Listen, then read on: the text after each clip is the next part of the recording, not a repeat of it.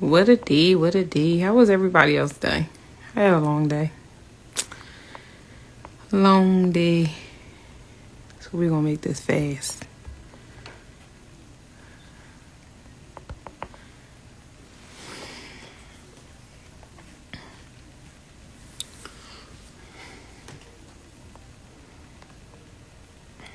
I wish I can call Jamal behind on here.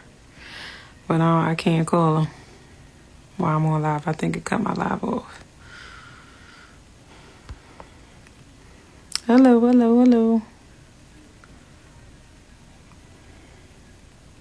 Scott, call Jamal and tell him to get on here. Hey, Scott.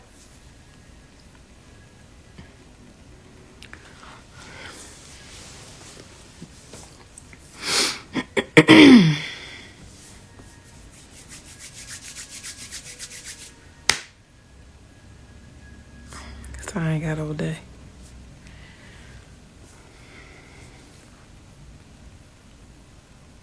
You need a mental break. Okay, what does that consist of? What do a mental break looks like? Do anybody know? Do anybody know what a mental break looks like? They just be saying it, but what does that consist of?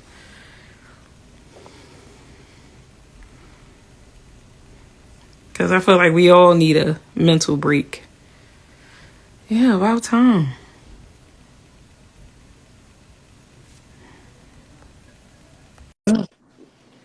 What up, people? What up? What up? What up? Today. How do you help your spouse or significant other mentally, physically, emotionally, financially? When is it a good time to take a mental break? And what does the break consist of?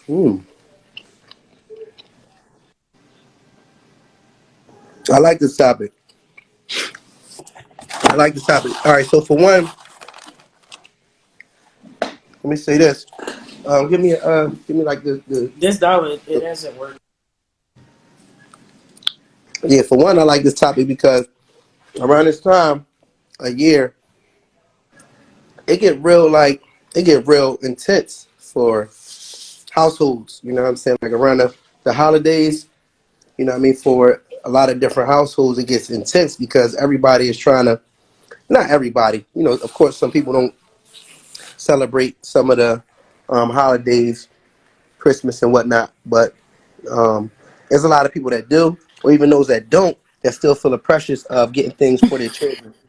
You know what I mean? So, yeah, I do. I feel much better, Frank. Woo! Feel much better. Um, Yeah, so this is a good topic because around this time it's a lot of stress on households, moms, you know what I'm saying, dads, parents, period. You know, you got single parent moms that may have children in the household and they may not know, you know what I mean, how they're going to be able to provide certain things that they feel that their kids deserve. Or they might not even celebrate Christmas, but just want their kids to have. They want their kids to go back with things like other kids go back with things. You know what I'm saying? And and this is a tough time. This is a time where a lot of depression goes on. This is a time where a lot of stress goes on. And if you're in a household with a partner, or even if you have somebody that you are dating, they might have, you know, a household, may have children. You might not live together. You know, how can you comfort them? How can you support them? You know, during tough times. You know what I mean? And like I said, this particular time of year is a very tough time. So I'm looking forward to us going into that. Before we start, Hey, I'm not Jenny. Jen.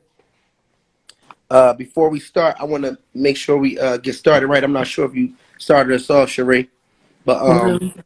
let's get this party jumping for all our new people. You know what I mean? I'm Maul and that's Sheree. That's my beautiful wife above me, and we've been married for 12 years. We had a really like most people, we had a tough marriage. You know what I mean? A lot of challenges in our marriage, and around the time of 2020, around COVID time, for whatever reason, um, we like had to stick together. We had to stick together through that hard time, and through that, it helped us to have a foundation and start to rebuild our relationship. You know what I'm saying? So we still a work in progress. Ain't nothing perfect. You know what I mean? We go through stuff, and this is actually a platform that we created so that we can just get support for other people that are either in relationships, dating, in marriages, and just have insight on what's going on with them relationships and some things that can like just make us a little bit better. You know what I mean? So this ain't coming from a place of us having all the answers. We actually sharing information. We actually sharing scenarios, stories, and just adding our opinions and what I mean, and our perspectives. So one of the things I want to ask y'all to do for anybody that's new, what I'm saying, down below, it's a question mark. If you have a question that you want everybody to answer, what up to? That you want everybody to answer, hit that question mark down below and you can type in a question. It'll go up on top and then we can read it off so everybody can answer it. You know what I mean? If you want to just comment, you're welcome to hit the comment, chat it up. You know what I mean? Right there, we'll say add comments. And if you want to actually tune in and be on the live with us, you want to join the live because you might not want to write. You might want to just say how you feel and let that be that. You know what I mean? And speak on, whatever you want to speak on. You can also hit that plus button that's down there, and that plus button it allow us to be able to pull you on. So if you want to make a comment or whatever, you can do that. You know what I mean? So that's pretty much the rules. Also, man, share this. You can share this out to any friends. You know what I mean? That's dating, that's in relationships, in marriages, or whatever. And if you think that they can probably add from having a safe place where they can make comments or just listen, you know what I mean, for some best practices, and you can share, share with them because we about to get rocking. All right. So in terms of our topic at hand, Cherie, why don't you get us started and let us know how you feel Why do I have to go first? You can go first. about what's going on with our topic. All right. So of course, if anybody that is new, basically how the topics work, pretty much, we leave it an open floor to everyone to put in what they would like to talk about. So this particular live is actually 3 questions in one, because I felt like these were like some great questions that a lot of us, want answers for. So the first one, of course, is how do you help your spouse mentally, physically, emotionally? And then the second question is, when is a good time to take a mental break? And then the third question is, what does that break consist of? A lot of us sometimes be like, I need a mental break. Okay, well, what does that look like? What does a mental break look like? What does that consist of? Because you hear the word mental break, and that means what? Just shut down completely, shut down from the world? What? Like, what does that mean? So today, we just want to open it up to everybody to hear what they feel like their opinion is of taking a mental break. What does that consist of, and what they feel like, either in a relationship or a marriage, that they do physically, mentally, emotionally, and financially with their spouse or significant other. So for me, mentally, how do I help my spouse? Let's see. Get on this damn nerves. Like, no, I'm playing. Um, I mean, I'm not 100% great with it, but at times where I know like certain things might be going on, certain times of the season, for him mentally, I just let him be. I'll just let him be. That's not with everything, but certain things that I'm aware of or like got an idea of. Um, Physically, this ass. Hello. It's like, no, I'm playing. But Goofy. I mean, but I'm just saying. Well, I mean, that is a healing power. You know what I mean?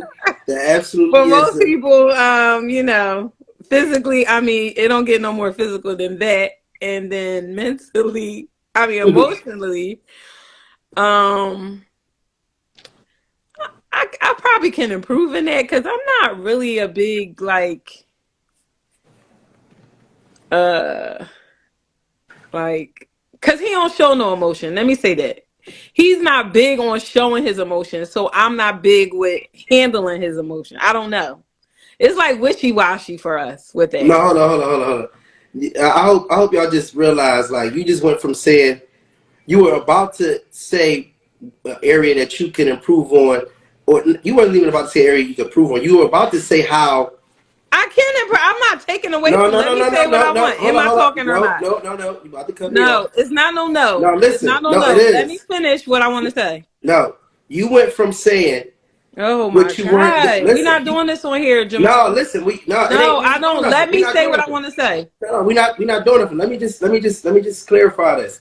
You went from saying what you lack in terms of what you give emotionally into the fact that I don't like to show emotion, and therefore that's why you know what I'm saying, I'm don't know trying to how be to. humble, but he can't help Y'all need himself. support. Let That's me finish my you know what I'm saying. statement. You Let me you finish went from my statement. saying I don't need you to how you clarify don't anything. give Let me say emotion what I to want to say. how I don't show emotion, and you don't know how to No, show it to let me. me say what I want to say. That's it. Because I'm going to let you say what you want to say. That's it. So, as I was saying, I'm just letting you know what you said. okay, but you didn't let me finish either. You Speak wanted on to you. just You didn't cut me have to. off. If he's speaking on you, you didn't have to bring me into it. No, I am. You are a part of it. Just Yeah, like you're but going we're to talking bring about me what you into it, give it does not emotionally. matter. It does not matter. Just let me speak. Thanks. Because you're going to bring me into the equation too, but I'm not going to cut you off. I'm going to just say you're going to say your piece, and that's that. I'm just Anyway, saying, be real. Like, no, just just be speak on what you're quiet. speaking Is on. what you're saying. Thanks. Just be quiet. Thank you. Like I was saying, I can improve on it, but at the same time, he does not show a lot of emotion. Just as I said, that's my opinion. That's it. Financially, um, I feel like I'm a great supporter when it comes to financially with my significant other, my spouse. I'm very open to um whatever is going to make our financial situation better. I'm open to it. So I'm not closed minded with anything financial. I'm all here first. I'm definitely a hustler. I'm always about the grind. I'm always open to change. I'm always open to doing something new to improve um our financial situation. So I'm never closed minded with that at all. Period. Um and then when is the good time to take a mental break?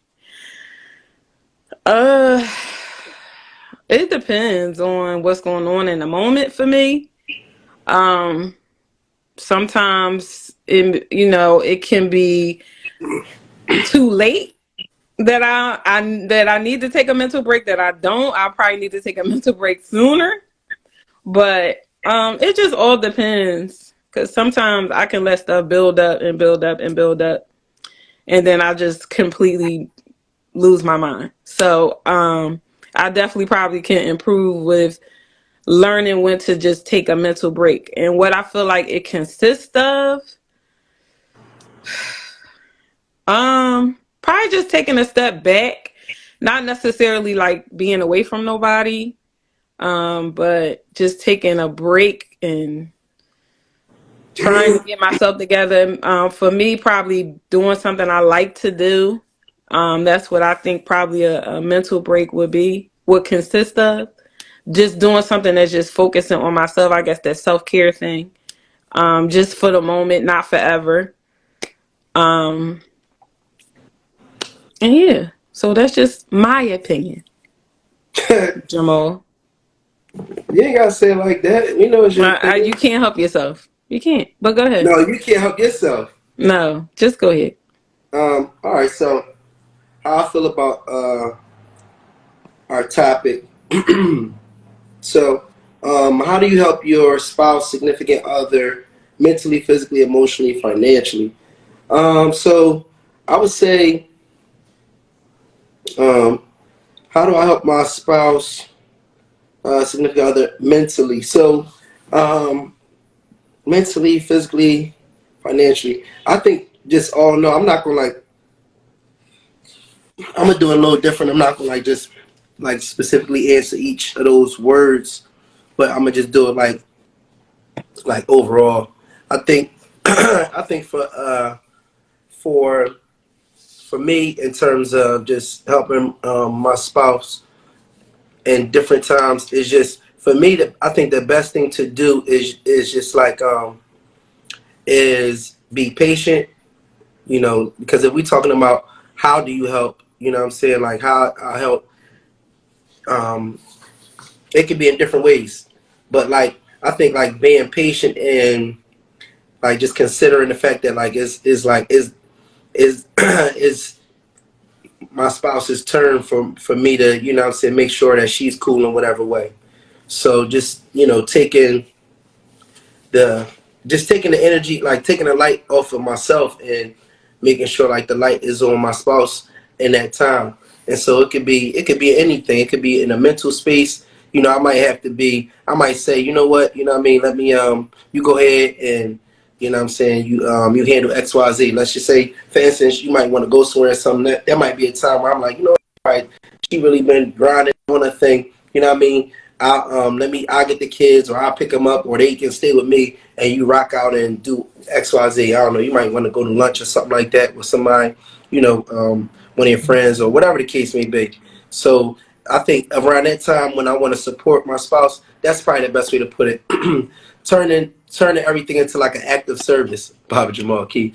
Turning everything into an act of service, like being of service to your partner. Like what can I do to help you?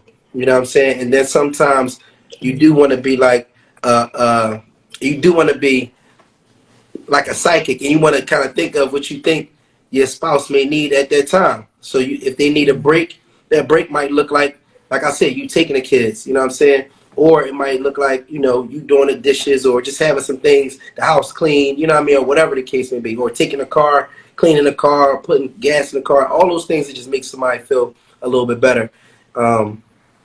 So that's what I think is like is important what you do. You know what I'm saying? Hey Scott, chill, man. This ain't no cat with this guy. This all legit. You know what I mean? Um, Next question. I'm just going to ignore the guy WTFKCS Scott. I'm gonna just ignore this guy. Anyway, the next question is, when is it a good time to take a mental break? So I've been in bad mental spaces throughout our marriage, and it's not always just because of your marriage. We got so many exterior factors that go on. Like, you know what I'm saying? Like, you can have, in our case, I have, you know what I mean, children outside of our marriage, and you know what I'm saying, having challenges, you know, with that at times have been a major stress, you know, and she's been very supportive with that. You know what I mean? Also, like, you know, finances could be a stress for you, and I'm just naming things that don't even have nothing to do with your partner. You know what I mean? It could be, you know, just things you have going on that you know, just life can just hit you, and you just like really be in a certain mental space. And then sometimes you can have those things going on, and then you have issues going on in the household. That's why I was saying during this time, this was a really tough time for me. I've definitely experienced, like No Gun Zone had posted today on his page, a post where he was showing how he had sent a message to, I think it was like Big Business was doing like a Christmas giveaway, and he inboxed Big Business, and he couldn't make the Christmas giveaway, but times was tough, and he was like, if you could put a couple gifts to the side, you know, for a boy and girl, like, you know what I mean, like he was saying, it's my kids, you know what I'm saying, you know me, I appreciate it. And Big Business or whatever, he responded and was like, yo, I got you, you know what I mean, and you know, we all, you know, do what we got to do for our households. A lot of times we do what we got to do for other people and our families, and we all keep a smile on our face. You know what I mean? We all keep, you know, that look. You know what I'm saying? So just so we can keep, you know, save face. Nobody wanting to walk around looking down. And sometimes all you got is a good smile in you to try to make yourself feel good. And you don't want everybody you might not want everybody in your business, or you just might be used to just hiding things and putting things in the background and putting on a face for people in your family, your household, at work, and things like that. But on the inside and in the background, you know, a lot of stuff be going on, and it can be a challenge to deal with. And he was expressing how during that time, he was helping people in the community, but his own household, he didn't really have the funds to get gifts for his children during Christmas, during the holidays, and how much of a challenge that was for him. And that's real, That's a real thing. And, we can have misdirected anger. We can be stressing about one thing and then go home with our spouse and take it out on our spouse, But it might not have had nothing to do with them. And we human, that can happen, So in terms of, when is it a good time to take a mental break? That's Here's the phone, not people. really, and not really connect to it and know you need a break. Like sometimes you can really be going through it and not realize you need a break.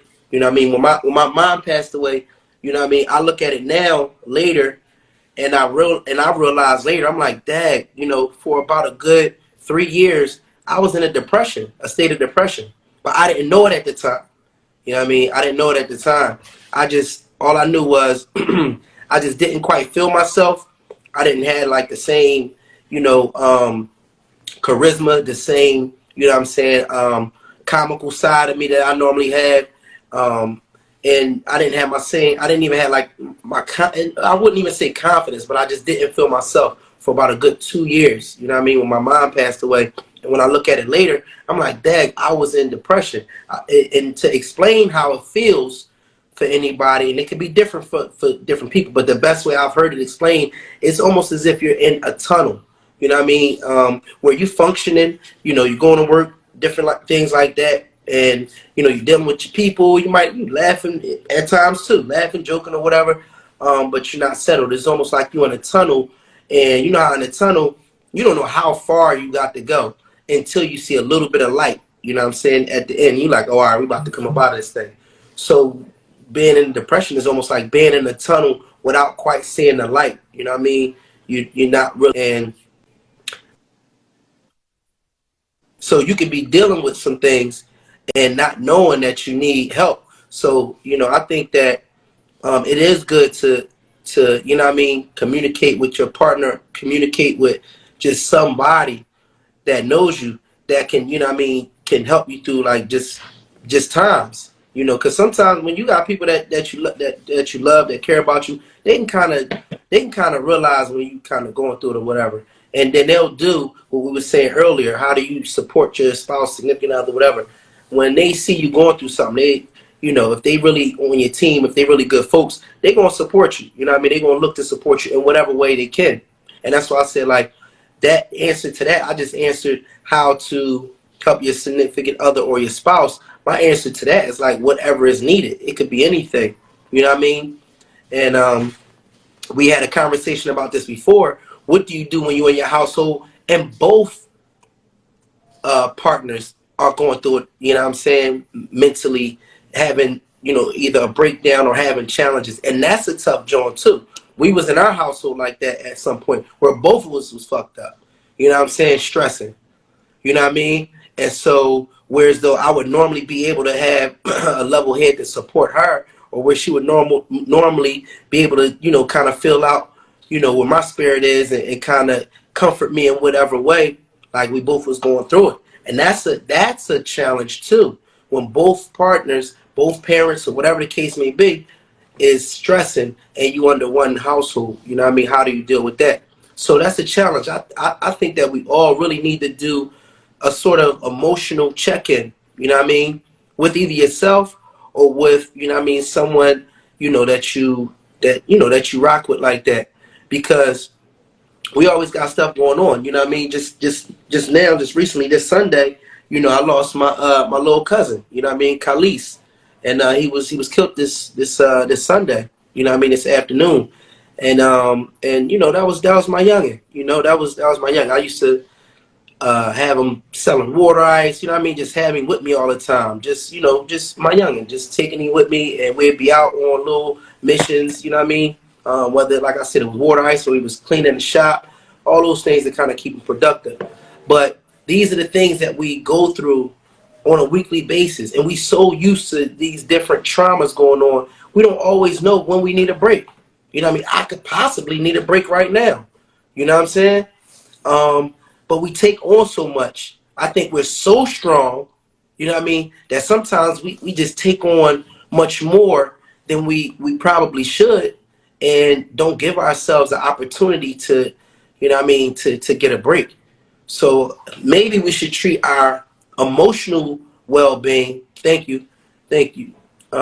Maybe we should treat our emotional well-being how we treat our physical well-being to a certain degree. So what I mean by that is like, and let's just say, ladies, you know what I mean, you probably not, you know what I mean, going to let your nails get so out of hand and it's just super crazy until you know, maybe get a manicure, or, you know what I mean, get your nails done or something like that. Maybe we should treat our health more so like that too, almost like grooming ourselves spiritually, you know, not letting your hair get out of hand. Like, you know what I mean? How we'll get our hair cut, guys, every week, every 2 weeks, every 3 weeks. But we're gonna, you know, we're gonna keep ourselves groomed. You know what I mean? Physically, we keep ourselves groomed. But do we keep that same routine when it comes to our mental health, when it comes to our spiritual well-being? And those are the things that we need to talk about. How do we keep our spiritual well-being groomed? How do we keep that intact? You know, what routine, what regimen do we have for our spiritual well-being and for our, you know what I mean, for our stress levels? And so I think that should be a conversation that we should be having, because we be taking all kind of stuff, man, left and right. You know, I look at, you know, my cousin, and it was, you know, Khalees's mom, and, you know, she's very strong, you know, and we all met up as a family. And that is like one of the hardest things that anybody could do, you know, to have to, you know, hear those words that, you know, your child, life has been taken, you know, and I look at how strong she is. And of course, the support of family, it helps out so much, you know. And I'm like, man, we take on so much on a regular basis, man. We hear these traumas, we hear these things going on in life, in our city, in our communities, in our families, in our households, and through all of that, we just keep going. So we probably need more check-ins. We probably need better routines for our mental health than we've been doing. So when is it a good time to take a mental break? Um, Maybe, you know what I'm saying, we should have a regular break. You know what I mean? Maybe we should have it to where as though how we take, you know, yearly vacations. You know what I'm saying? Maybe we should take monthly mental breaks. You know what I mean? Things of that nature. So we can like strengthen up our spiritual, you know what I'm saying, well-being, because that means everything. Because we've been in a situation, Sheree and I, being transparent, where it like really went there. Like we had to go through like therapy.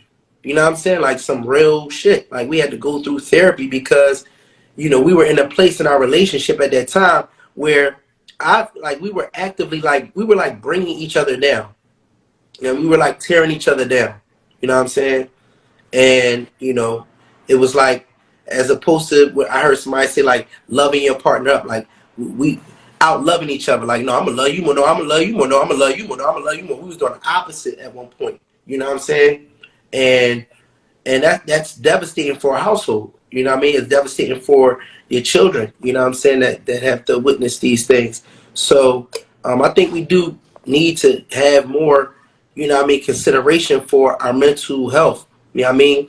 We should have mental breaks. We should like have like grace with our partners to give them opportunities to have space and get their head together every once in a while. You know what I'm saying? Like we got, actually, it's funny. I had a time this year, probably about a month or so ago, where I just was in a space.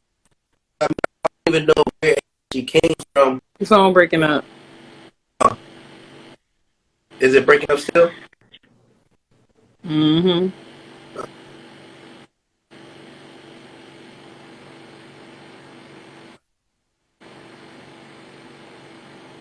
About to die.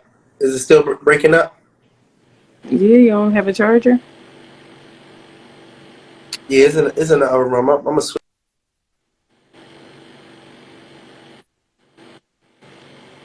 it up. Mm-hmm. But it's like going in and out.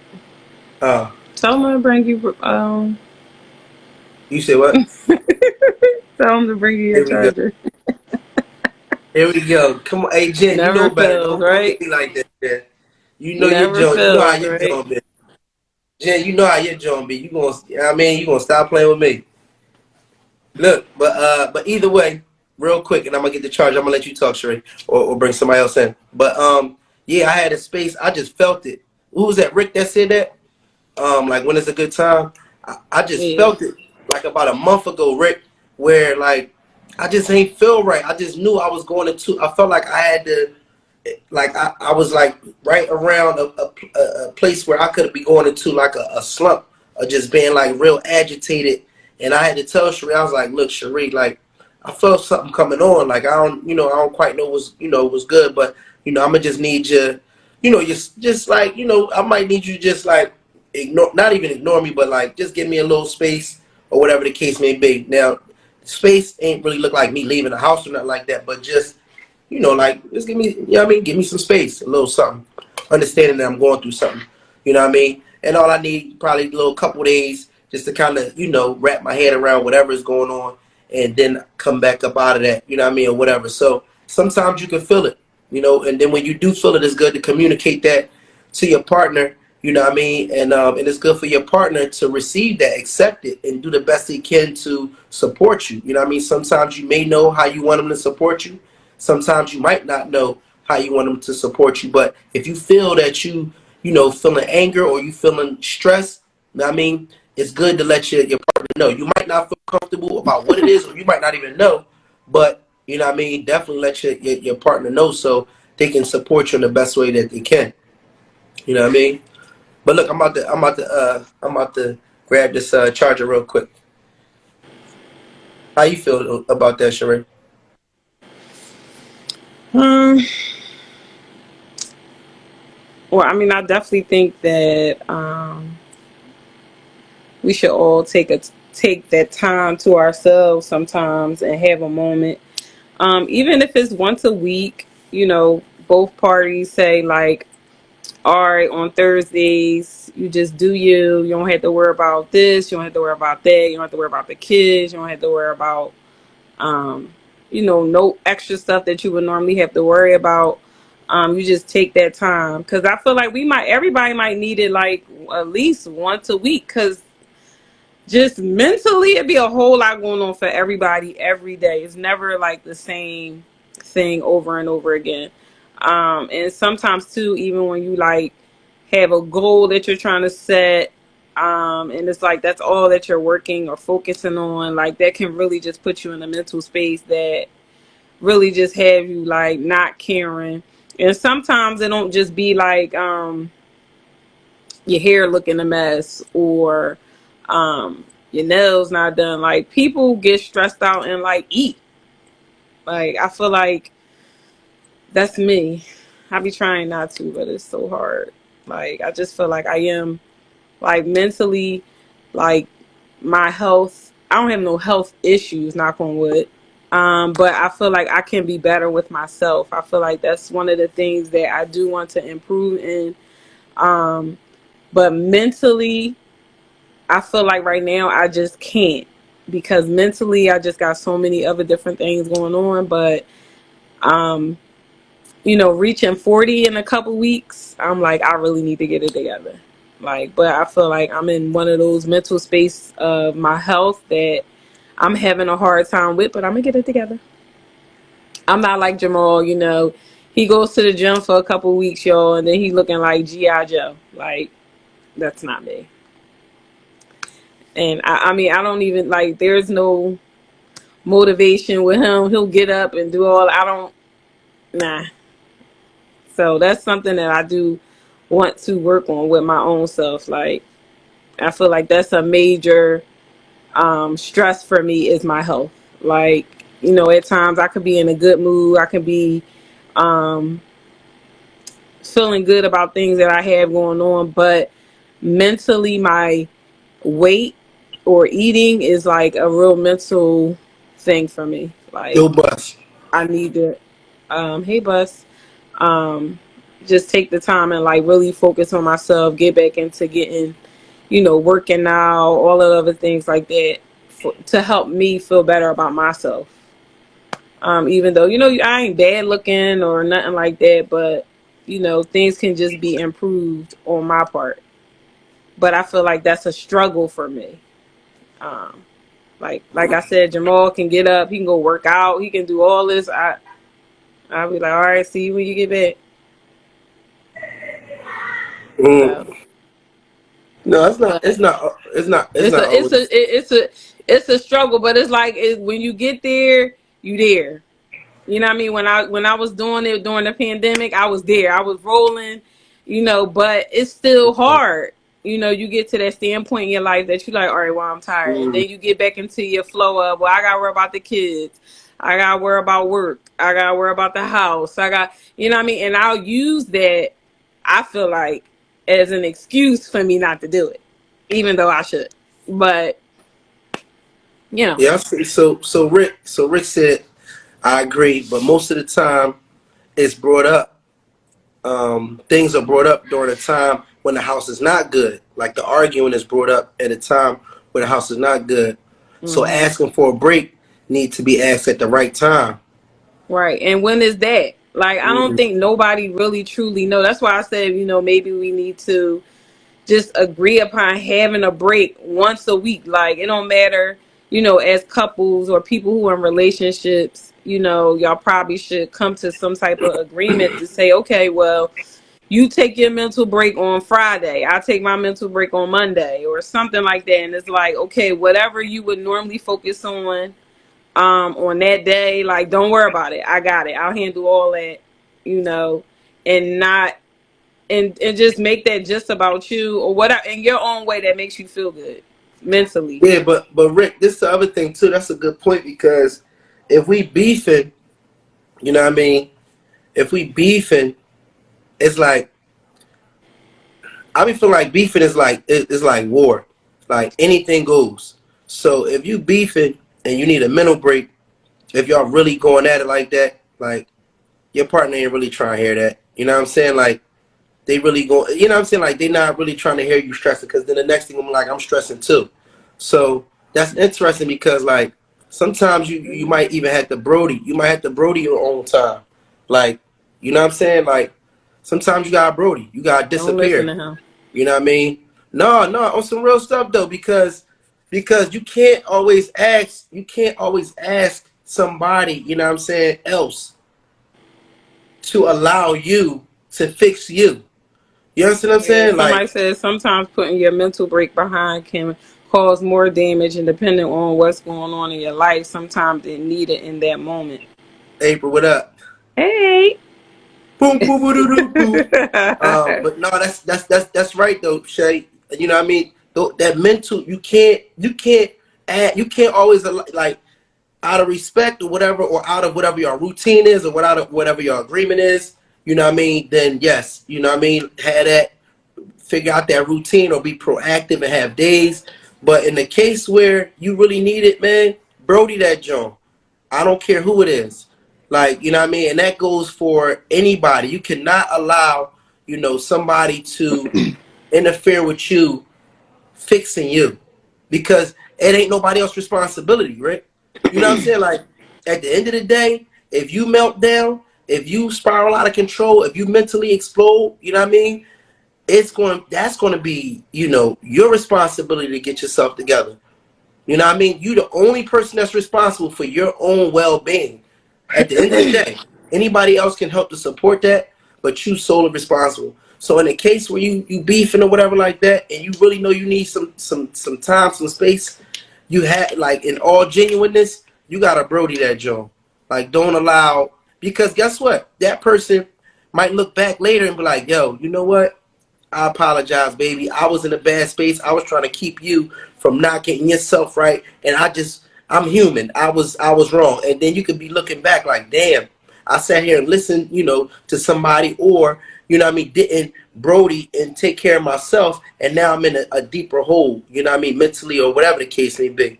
So that's what I would say. That's just my um, perspective though, because that. I wouldn't say Brody though. That's why you have to communicate.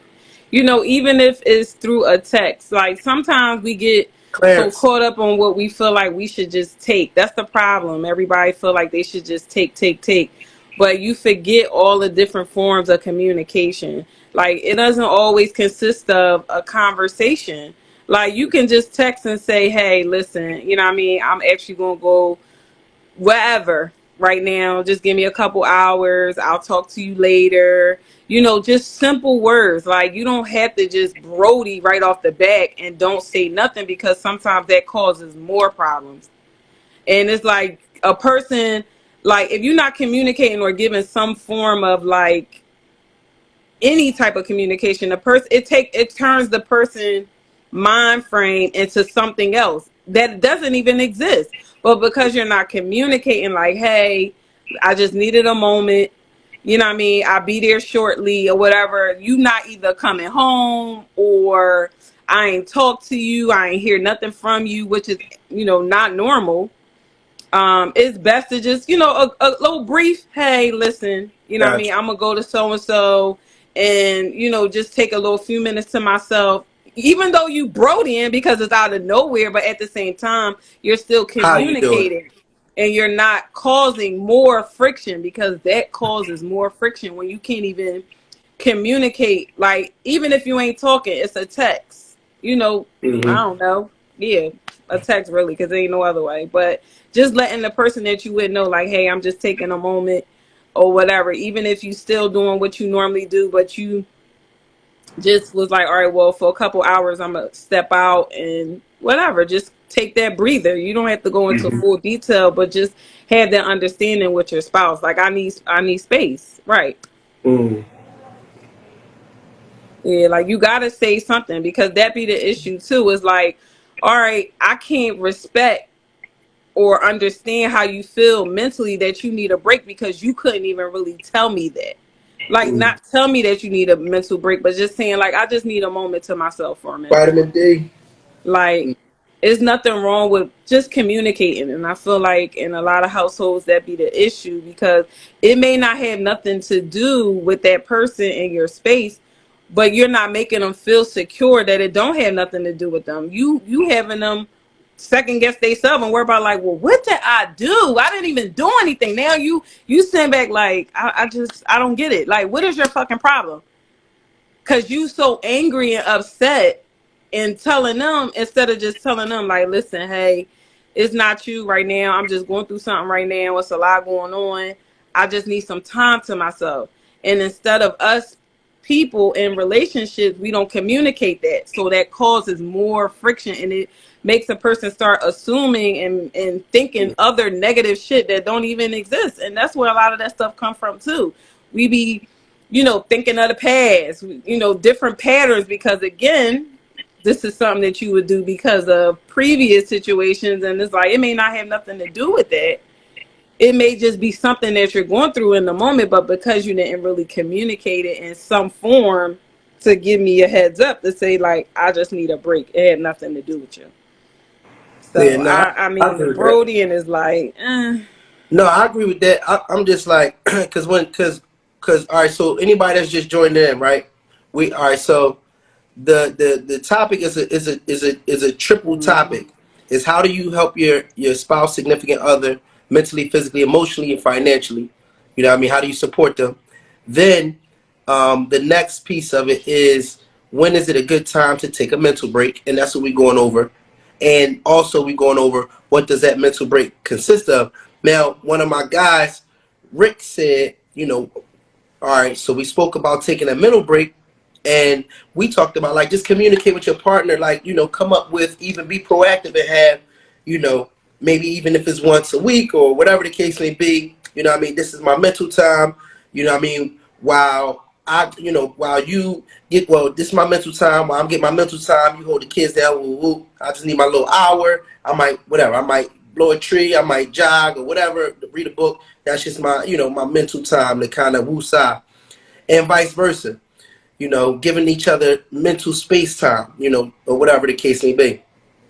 But what he was saying was, how can you do that? How can you, imagine if you are in a time where you in a household with your spouse and y'all both beefing, and your spouse is not really trying to hear that you need mental space stuff. So how do you get your mental space in that situation? And so I said, communicate about, XYZ, but if you have to, Brody, and take and get your mental space time in. You know what I mean? And Cherie was correcting me and saying, or agree with me, but saying, I agree to quote unquote Brody, but still communicate. Send that text and say, hey, listen, I just need a little bit of time so I can get my head right, boom, boom, boom, so it's not causing any further issues. You know what I'm saying? So that's where we were just now, with talking about the importance of, getting that mental break and the communicating, with your partner or significant other, whatever the case may be. Now listen, a lot of y'all, it's like, damn, well, I don't have a living. You know what I'm saying? I don't have a living partner, this and the third. But guess what? This is the perfect time to have this conversation. Like, we don't wait till you gotta live in to be wanting to have relationship conversations. Have it ahead of time. So now you got some strategies, you've thought it out, you've had dialogue about, how you would handle certain things. So when that time comes, whenever you're ready for that time to be in a situation with somebody, now you're like, you know what? I have been studying on how to be a better me. I have been doing my research. I have been, you know what I'm saying? Like getting my time with thought and preparing for this time. So this is actually a great time, if you're single, to have relationship conversations. A lot of people were raised without effective communication skills. I agree. I definitely agree. April, Big A, what up? What's the drill, yo? Your long lost cousin is back. What's up, y'all? What's happening? Hi, In the April. building. I'm the cousin that don't get invited to no events. Oh no, you get invited to all the events. You don't realize you don't need no invite. That's what you need to realize. I'm coming either way. Yeah, absolutely. Straight up. I think both of y'all were making great points. And as I was listening, I was thinking about you saying that in a relationship you should be able to say, whoa, I need a break, I'm overwhelmed, or whatever the situation may be. And Cherie's point is that more communication needs to be, shown in a relationship. Now, being transparent, I was thinking that in my experience, when you communicate to your partner or whomever that you're dealing with, some people, depending on their knowledge, belief, and ideas, they look at that as a cop out. Like what you mean you overwhelmed? Like everybody can't take that. Like they look at mental health or overwhelmness or people needing a break as like a sign of weakness, or you flaking, or you acting different. So it really depends on how mature your partner is, because body can't respond well to I need a break or I need some time to myself, especially in relationships, especially those clingy ass relationships. Yeah, no, that's a fact. That's a fact. What you topic? So it's like three different ones. So it's how do you help your spouse, significant other, mentally, physically, emotionally, financially, and then when is a good time to take a mental break, and what does that consist of? Okay. How do you help your spouse or significant other mentally? Mentally for me, I would say don't do anything that triggers anxiety or anything that upsets your partner. I think that's number one. That's the number one key to preventing any, mental issues. Physically, suck on that dick, eat that cool. And financially, cut that check. That'll help. Answer, there it is. Well, now my political answer is this. My political response is, in a relationship, people have to be aware of their own issues. I'm not responsible for your mental health, like at all. Like I can somewhat be responsible if I antagonize you or trigger you in any type of way, but I'm nowhere near responsible for your mental health. You got to take accountability for that. I mean, that's pretty much it. Now, what was the last one? It was like so the next one was when is a good time to take a mental break, and what does that break consist of? Oh man, let's say when is the perfect time time to take a mental break when your partner not giving up no head. Oh, I need a mental. Time for a mental break. We ain't giving up. Straight up. I need a mental. I ain't getting no dome. I need some air. No, that's a fact. Thank you. Amen. That's a law. Put that. Listen, y'all gotta start moving y'all jaws, man. Hey, listen. I'm talking to bookers. I ain't pointing to nobody specifically. I'm saying y'all gotta use them jaws, man. Listen. And the other thing is being able to recognize that I'm feeling overwhelmed and being able to communicate. Is that wait? I was cut off for a second. What people would do is instead of communicating, they would act out all these nonverbal emotions and expect you to understand that they're stressed. From my opinion. That's it. All right, so let me ask you a question. That's all right. So if your partner, or you know what I mean, which one? Your significant. If your partner or significant, which one? If your partner and significant other both come to you and say, I ain't getting. I just like to talk about it. No, so I'll put it out there. Watching. Oh, you gotta put it into the universe. So how do you handle that? How do you handle like, you know what I'm saying? Because you said you know their mental health is pretty much their responsibility. So do you so as a partner, like let's just say your spouse or your whoever you're dealing with, dating or whatever, is having a mental joint and it seems significant, like you know what I mean, or whatever. How do you like support that? Like what would you? Well, for me, yeah. Let me ask you a question on some real stuff. No, forget all of the technical proper shit. On some real shit. Does that come up? And this is just a guy asking women, and Cherie, April, y'all have your own opinion, so y'all can answer separately. But on some real shit, if a guy comes to you and say he's going through like he going through a mental, situation, he feeling like he's stressing or whatever the case may be, do you take that as a weakness? How severe though? Like, okay, I'm glad you. But keep that in mind. Do you like if a man comes to you and he tells you that he, is emotionally, and spiritually overwhelmed, Okay. Do you take that as a weakness? I don't. I only take it as a weakness if he does not address it or does not try to get it. That's your weak. Okay. Like, okay, you coming to me saying overwhelmed and you having symptoms of depression or whatever the issue may be. If you're not going to do something about it or talk to someone professionally or deal with your current problems, because sometimes people come to you and say they overwhelmed because they not doing what they supposed to do in their life. You understand what I'm saying? Like, for example, I might have a friend who called me and complained about not having no money, and they depressed because they broke. No, you depressed because you want to be broke. You make a choice to be that. Some things, and some things is, you know what I mean, by default. So let me ask you a question. Do y'all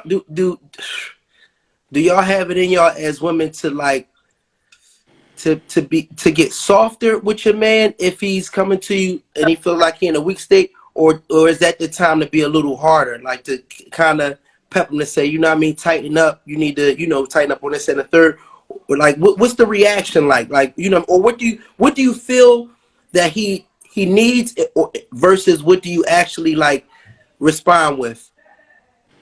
Okay, my older self is more mature. my older self is more mature, and I know to be gentle with my approach when people come to you and they're vulnerable, right? But my younger self is like, nigga, like the fuck, like we talking. That's real. But my real life, if a man comes to me and say that I have a problem, I feel overwhelmed, I'm going through, my response is, what is your point? The response is what? Problem. Say that one more time. I'm sorry, you broke up a little bit on mine. I said, if a man I'm dealing with comes to me and say that he had issues, right? Mhm. Overwhelmed, feeling depressed, suicidal, whatever his issue may be. What I'm going to say to him in return is, what is your plan? All right, pause. Let me ask you a question. So if your girlfriend comes to you and she says that she's emotionally stressed and she's going through something, what would your response be? It will be the same. Okay. It will be the same. Yeah, I think see to me, if somebody that's the whole purpose of that's the whole reason a nigga gets stressed, and that's on the male side, female side, is because you don't know the plan. See, you got all kind of other shit that happens in your life, and you somehow figure it out. You know what I mean? But it might be this time I got this shit going on, and I just do not have a solution for this shit, and it's racking my brain, it's It's stressing so me many out, layers and to this I'm letting somebody know. Listen, you know what I mean? I'm stressed out, and it don't always have to be that I fucked up. It could be life. It could be whatever. To feel that somebody going to say, and I promise you, I'm not judging you. You know what I mean? Um, what's the plan? It's like I'm back to square one. You know what I'm saying? Like, No, I'm saying, what's your plan? Because when somebody coming to you with something, my initial response is, well, what's making you feel overwhelmed? yes, Like that's what I your need. plan last. I was reading what somebody said, My, but go ahead. my final response is with your plan, but my initial response is, what's making you feel overwhelmed? And Okay. that's when I come up with some ideas on trying to support you. But sometimes, and I'm just saying as an experienced woman, sometimes you got some people who play on people emotions. They want a pity party. They use that to get attention. Everybody Mm. always feel overwhelmed. People use that as a way to manipulate and get what they don't always feel overwhelmed. But see, this is my thing. This is my thing, and I'm so. This is why I rock with you, April. I rock with you because we really need to get that initial how you feel shit out. Now we all grown, like you said. You are, you know what I mean, a woman that has experience. So in a real life situation, yeah, you might initially think this, and then you might cater it to that particular person. But we need to hear that. My man King Mars said, he said, if a woman asks me what's your plan, that screams to me you don't care. You know what I mean? And listen, I want us to all hear. No, hold on, pause. Coming from somebody who wants to lick women. I get it. So Listen. you can't even listen to what No. Listen, but he's still listen. you Listen, should. he might not be the only person in these comics that might want to do that, but that doesn't mean anything. The whole point is the whole point is we gotta sit back and we gotta think about how are we using our powers, because as women, y'all have the power to heal, and I think that has gotten lost somewhere. As men, we have powers also that have gotten lost. Don't get me wrong, but the power to heal. I'm gonna tell you right now, the woman that comes to whatever this man is and embraces him. Oh hell no! There we go. There we go. Good evening. Good evening. Yeah. What we doing, Ma? Good evening. Some more testosterone. Right? But Hey. hold up. So the woman that is able to show that compassion and affection for that man that's in pain is the woman that's going to win. That woman that is coming to him and not having that compassion, if he doesn't have any option, he probably would stay in that area. But I'm telling you, women, if you want to really start to get the key how to connect with men, you're going to have to step outside that box. And that compassion, that understanding, that hug, that putting our head into your bosom. Y'all got breasts for that shit is for so much more. Like I do all of some of that. y'all is losing that shit. I'm not talking about you. It's that nurturing. It's the nurturing joint. Nurturing. A lot of y'all women is Nurturing. missing that nurturing joint. Don't even know it. Y'all so busy being, not you. I promise you, April, everything I love. But some of what your responses, no, but some of what your responses are, honestly, are a micro. It's just a microcosm, a small bit of what a lot of women No disrespect is shallow. and a lot of women are saying. You know what I'm saying? No disrespect is shallow. Here's the thing.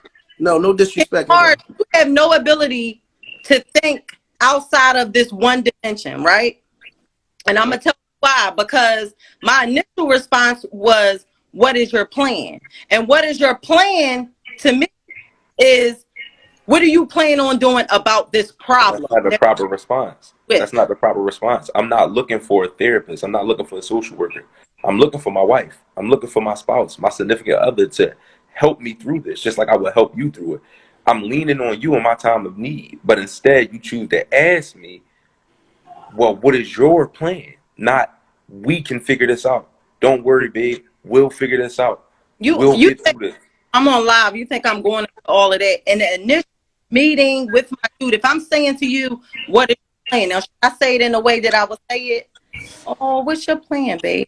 No, that don't Does matter. it sound better when I say No, it it like, don't. It sounds because it's sarcastic. the same words. Listen, it don't sound better at all. It sounds sarcastic. It sounds like you really don't care. It sounds like you still ask me, You what is sound my you plan?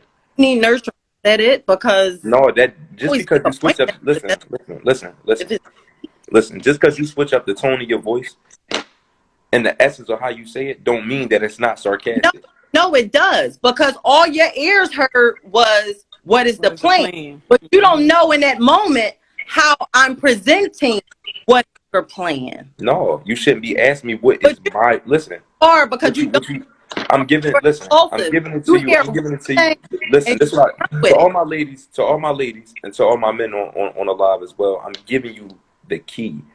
I'm giving you the key. This brother down here gave you the key as well. One thing about men is we require nurturing, just like women require maintenance daily. We require nurturing. You understand? I'm We very don't nervous. go. Don't see We the don't thing. hear me out. No, Hold on, hold he on, talking to no. hold Hold on, on. No, April. so Hold on, this hold is on. Hold on, what April, real because quick. I'm April, assertive and real I talk quick. a bunch of Real shit that don't April. have me. This ain't towards you, April. My nurturing side, and that right there is not for everybody. And that's what you men do. You men prejudge women, especially strong-headed women, and assume that they're not nurturing. You never been with me in a relationship. No, we're not saying that, April. Listen, you absolutely right. We haven't been with you in a relationship. You also listen, you absolutely right. That's why this is not about April. Like, I need you to understand that on some real stuff. This is a place. I'm gonna tell you what our platform is. Is a safe space for us to have dialogue that can better us all. Ain't nobody listen. Absolutely. We've been married for 12 years, and guess what? We ain't in no position to tell nobody shit. For real, for real. I'm gonna keep it a bean. We're not gonna play that perfect patty shit. I'm telling you right now. But my man got a good point, and he's coming from the perspective of men talking to women in general. That's it. For some people, they can take it and take what they can get from it. Some people might say think it's bullshit. That's fine. But for anybody that can take something from it, I'm saying if the nigga was bullshitting, I would say it. I'd tell my wife to blank the nigga out because he's out of pocket. He's not. But see, y'all look at it like But we're not listen, no. But listen to no. at it. Hold on for a second. How are we April, gonna address this shit so April. you're This is what not we're gonna coming do. This is what with we're gonna do. This is the one thing that we need to do. We need to stop talking, women, and listen to men sometimes. This man is talking. You don't cut him off. Let's give him an opportunity to speak. Can I Okay. Go say ahead. something before he start talking? Because We just go cutting him off though. ahead and get that I tip. ain't cut him I just want off. him. I just want him to finish saying what he's saying. That's all. Let's just let them. We all gonna have an opportunity. But it's okay to listen to men express how they feel emotionally. We have the right to talk about what our needs are emotionally. He just expressing himself. Once he's finished, then we can all chime in. Okay. So we do look for the nurturing aspect. You understand? Now, when you block a man out, because that's what you're doing when you ask a question like that, what is your plan? You automatically took yourself out of the equation, and you still left the burden on his back. You didn't say, hey, yo, well, what can I do or what can we do to fix the Thank you. situation Like, together? You Mm-hmm. feel what I'm saying? Okay, now I feel like I'm not in it alone. You feel what I'm saying? Because that could have been the whole thing about this mental trauma or this mental breakdown that I'm having right now. It could be because I feel like I got the weight of the world on my shoulders every day. As a black man, we get up and we deal with so much stuff and not taking anything from women. But it's still stuff when we walk out the door that our women, our wife, y'all don't even understand that we deal with. We still shield y'all from a lot of stuff that y'all would never understand or y'all could fathom or actually deal with on an everyday basis like men. So if a man opens his mouth and tell you something like that, A, listen. B, let that man like tell you how he giving it up right now because he needs you. He needs you. And Once a man actually confides in a woman, we're looked at as weak, and I noticed that. Mm. We're looked at as weak. The moment we open up and show y'all an inch of emotion, whether he cries in front of you or he lets down his guard or he even speaks something like how he spoke to you just now, we're looked at as weak. And some women even go as far as to stepping out of their situation and looking for a stronger man elsewhere. That's why we hold this braggadocio and this strong outlook. Oh yeah, I'm a man, I'm not supposed to hold. Because we get shunned off by our women. That's Understood. all. What's your that's respect that. We all got our, you know what I mean, how we feel. Respect that. I Uh, respect your Go ahead, Sheree. yeah. I mean, I hear what you're saying, but I feel like um, men in general feel like women are not nurturers because you make us not nurturers. When you have it in front of you, we here to support you. We here to do everything for you for the jump. Oh no, I got it under control. I got this, I got that, I got this, and I got that. Y'all try to do what we do. And that's the problem. And like with us, we're so emotional. We're always constantly expressing our emotions. So when we get overwhelmed, you know, it's not when it gets to be too much for you and then you come and present it. It's like, all right, well, I've been seeing you mess up. I've been seeing shit get out of control for you. But when I was here to support you, you didn't want my help. So now you want me to be this nurturer. Oh, baby, come on. No, fuck that. Now, nigga, what's the plan? What's No, up? What we it's doing? not. What's the plan? You know where you. I let you talk. I don't want to hear nothing Mm, you got to say, good brother. okay. I Okay. let you talk. Okay. But it's not just right off the bat that women are not nurturers. That's not true. You get all the nurturing in the world straight off the bat, but you brush it to the side. You don't want it. You want us to stand back and be women and stay in our lane, stay in our place. And then because you say you got everything all under control, we play our role. We take a step back, we let you do you. And we're watching. We're from on the outside looking in because you don't allow us to come in. You don't allow us to come in and help you at any given time. You want us to take a step back because you got everything all out of control, under control. Then when it gets too out of control for you and we see it, okay, all right. So what's the plan? Because you told me to take a step back, so I want to hear what you guys say first. So it's not necessarily not being nurtured, like we are. We try to be, but you don't want it. And then when it get real for you, it's like, all right, we just gonna do what we've been normally doing. Well, what's the plan? We want to hear from you first. And even if it's, hey babe, so what's the plan? Or we having pillow talk and having conversation. We like, what's the plan? You know what I'm saying? We gotta be, holding your hand and giving you a kiss and rubbing your back and all this other stuff to make you feel comfortable and secure with something that you've been said you had every other thing under control. So I'm not just right off the bat gonna give you all the answers or hear what you gotta say. At this point, I just wanna know what you gonna say first. So what's the plan? It's my turn, Morris. Go ahead, Sugar Plum. So, what's the plan, right? Because obviously that comment, shook the room up a little bit. And I feel like to a lot of degrees, especially African American culture Mm-hmm. relationships, like we are so used to the coddling. Let's deal with Mm-hmm. the problem so we don't have to revisit this. Mm-hmm. So that's the way my mind think. I can love on you and hold you, kiss you while we coming up with them plans. But we need a plan here. You cannot keep coming to me in an emotional state. Mm-hmm. That's all I'm saying.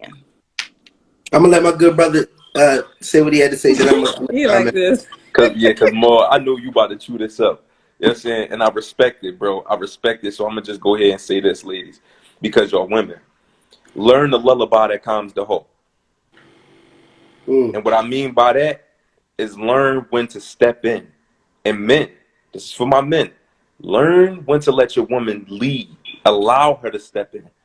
Because you overly, excessively working yourself into the ground and it's detrimental to the both of y'all. But you, as his significant other, his spouse, as his eyes, his ears, and his heart, gotta understand that this man is going way too hard. Baby, slow down. Take a step back. This is when you speak. This is when you speak. Baby, slow down. Hold on.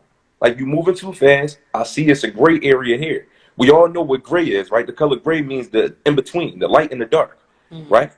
Slow down. You're in the gray area. And before we trickle over to this dark area here, I want to make sure that we got everything intact right here so we ain't got to go gray.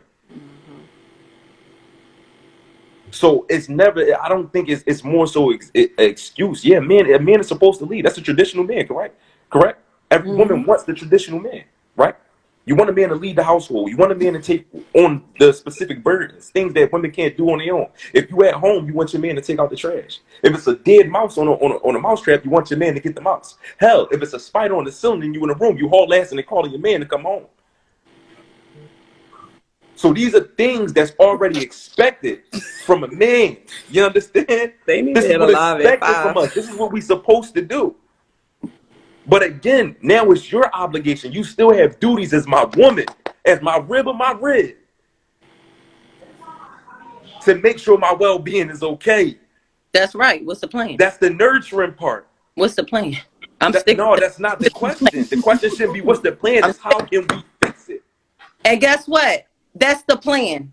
Fix it is the That's plan. not the plan. Open your ears up. That's not the Come plan. on up. That's not the It's plan. the plan. The plan. Mama, let you go. Listen, Ratchet, okay. The plan is I'll the let you go. action step. That's not. Okay, let me Listen, take that's it back. not the plan. Let me take it back That's for not the the plan. who need a little bit of April, assistance. that's The not plan is the April. towards You fixing fussing the again? problem. You Am I fussing right? again? Oh, April, you fussing again? That's not the plan. That's the solution, beloved. Let me see Listen, that's the it's solution, not beloved. fair. Go ahead, Ma. That's the Hey, solution. look. All That's right, not so a plan, listen. sweetheart. First of all, listen. Just say you want to be nurtured. So definitely, you know what I'm saying? I appreciate all the different perspectives, you know what I mean? And I would be remiss if I didn't accept every perspective, you know what I mean? Because we all have valid perspectives on, you know what I mean, on this particular topic. And this is the interesting point. And this is where we go wrong in our households is we want to be, I don't want to say we want to be right, but we don't want to find that gray area, like you said, that common ground, you know what I mean, and build off of that. So I want to take this as a moment to not necessarily just, you know what I mean, try to push for, you know what I mean, any one particular side, but to see if we can find a common ground. You know what I mean? And I'll say this. When on Boys in the Hood, you know what I mean, when Trey came in the house and Nia Long, he came in, you know what I mean, because he knew his man just got killed. You feel me? Come on, King. Take the glasses off, baby. Take them glasses off. You know what I mean? Let's go, brother. Talk to him. I'm just saying, when Trey came in the house, you know what I mean, and he was stressing because his man just got killed. You know what I mean? And he was stressing because he hopped out the car. You know what I mean? He was about to go he was about to shoot them dudes. He was about to retaliate and kill them dudes that killed his man. And he was stressing. He was hurt. His best friend had got killed in front of his face. And he went over his homegirl house. He went over his girlfriend house. You know what I mean? And, you know, he had all these different emotions in his body. And he just started swinging. He was swinging. He was crying. He was crying. He was swinging. He just didn't know what to do. As a man, he was lost. And the first thing she did, she went over to him and she just grabbed him and pulled him into her bosom. I feel like swinging on. Listen. Hear me out. Come on, Ma. Listen. I'm mute myself. Listen. She grabbed him and she pulled him into her bosom. You know what I mean? All he needed was the touch and the affection of the black woman. That is a power. I'm not down. Hold up. April, chill. I'm trying to tell you. Listen, I'm not taking anything away from the black woman. I'm acknowledging that y'all have a power that you're not tapping into. They have fooled y'all into thinking being hard. And if that nigga would have came in swinging and she would have said, "What's the plan?" I would have knocked her the fuck out. What the fuck do you mean is the plan? My man is killed. What could possibly be a plan? But no. So But Hold up. that's not Finishing the what I'm Follow. saying. same. That's Hold on, that's hold on. Follow. and Here that's we go. not the Here we go. situation Here we though. go. A Here woman we go. is not going Again, to no, say no, no. what the Let's plan not is cut when people off. somebody Aha, gets let I the killed. man sit back speak. and Let the listen. Nobody brother going to say speak. No, that. no, no. Let the Y'all brother cut me speak. off. That's Hey, your let the brother problem. speak. Y'all gotta listen sometimes. Like really. I know society tell y'all know everything, but it's not a fact. We got the other half of the answers to life too. Y'all wasn't just made by God, we was Not a good too. example. So the other half of the answer to life resides in us. So listen, what I'm trying to explain to you is that in that moment he wasn't judged, he wasn't looked at like he needed to have an answer. All she did was she opened up her spirit and her soul to her man at that time. And sometimes that's all it takes. But sometimes it ain't even an answer. Sometimes it's not an answer. Sometimes the plan is that I love you and you may be the only person that I feel loves me and that can hold me at this time. And at a man's weakest moment, that is one of your strengths is nurture.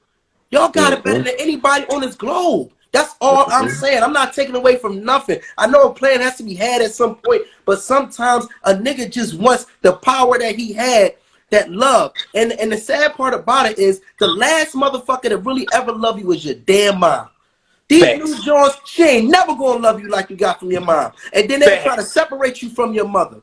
You know what I mean? My Facts. whole thing is you ain't got to breastfeed me. I know that. I don't need that. But what I'm saying is the reality of it is y'all have a power, and we know that because we got it from our moms. For some of us, this is the last time we'll ever get it. We'll never get it from our spouses. We'll never get it from y'all because y'all busy asking for a plan.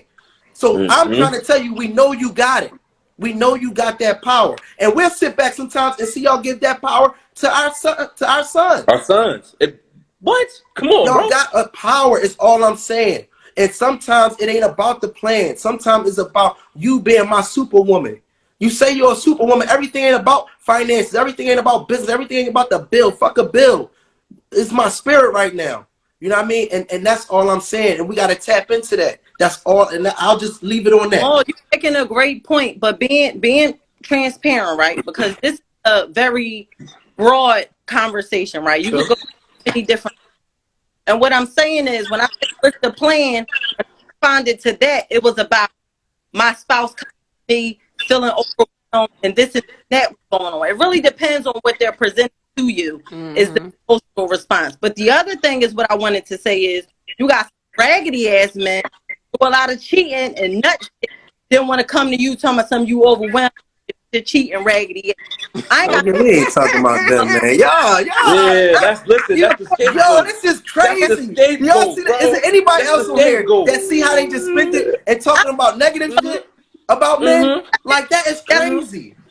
That is crazy. Wait. What you mean, y'all? First of all, it's not no negative of anything. And that's the issue. Who? And Who? I just was talking, hold up. I was just talking about this today at work. Like, I feel like we put these labels on each other. You know what I'm saying? And the reason why I say we put these labels on each other, and I'm gonna give y'all an example of what we was talking about. So the security guy at my job, he was asking like, why is this such a big thing that men call women hoes? Like, I don't understand. And I said that y'all make it a thing. So because at any given time you want to get up and go sleep with somebody, you can get up and go sleep with somebody. But when a woman decides that they want to just go sleep with somebody, now she's being labeled. Now she's a whore. She's this, she's that. Men create that. Y'all create these negative names for us. Oh, you're not a nurturer. Oh, you're not a lover. Oh, you're Oh, not they this. You're not. rules in society. Yeah, like Men all still these rule the world. labels. But when someone tries to give a man a label, it's because we're different. No, it's not like that. It's just we're different. It's okay for you to sleep with whoever you want to sleep with. But when I say I seen somebody that I like that I'm I got interested you, in, bro. and I want to just go ahead and just give up the I butt, got you, bro. Don't even worry it's about it. like, oh well, that's whorish. Or like somebody put a topic in about why do people get judged based off their exes? Again, it's a man thing. Y'all put these labels on women and y'all don't realize that y'all do it, but y'all say that we put these labels on y'all. And how supportive are they when we feel overwhelmed? They always say we emotional, we bitching. How supportive are y'all? Let's talk about that. Let's flip this coin. It's like it's not about being negative, but it's like where do these words start from? Like, where does whore come from? Why do a woman have to be a whore because she wants to go sleep with somebody? It doesn't make you a whore when Okay.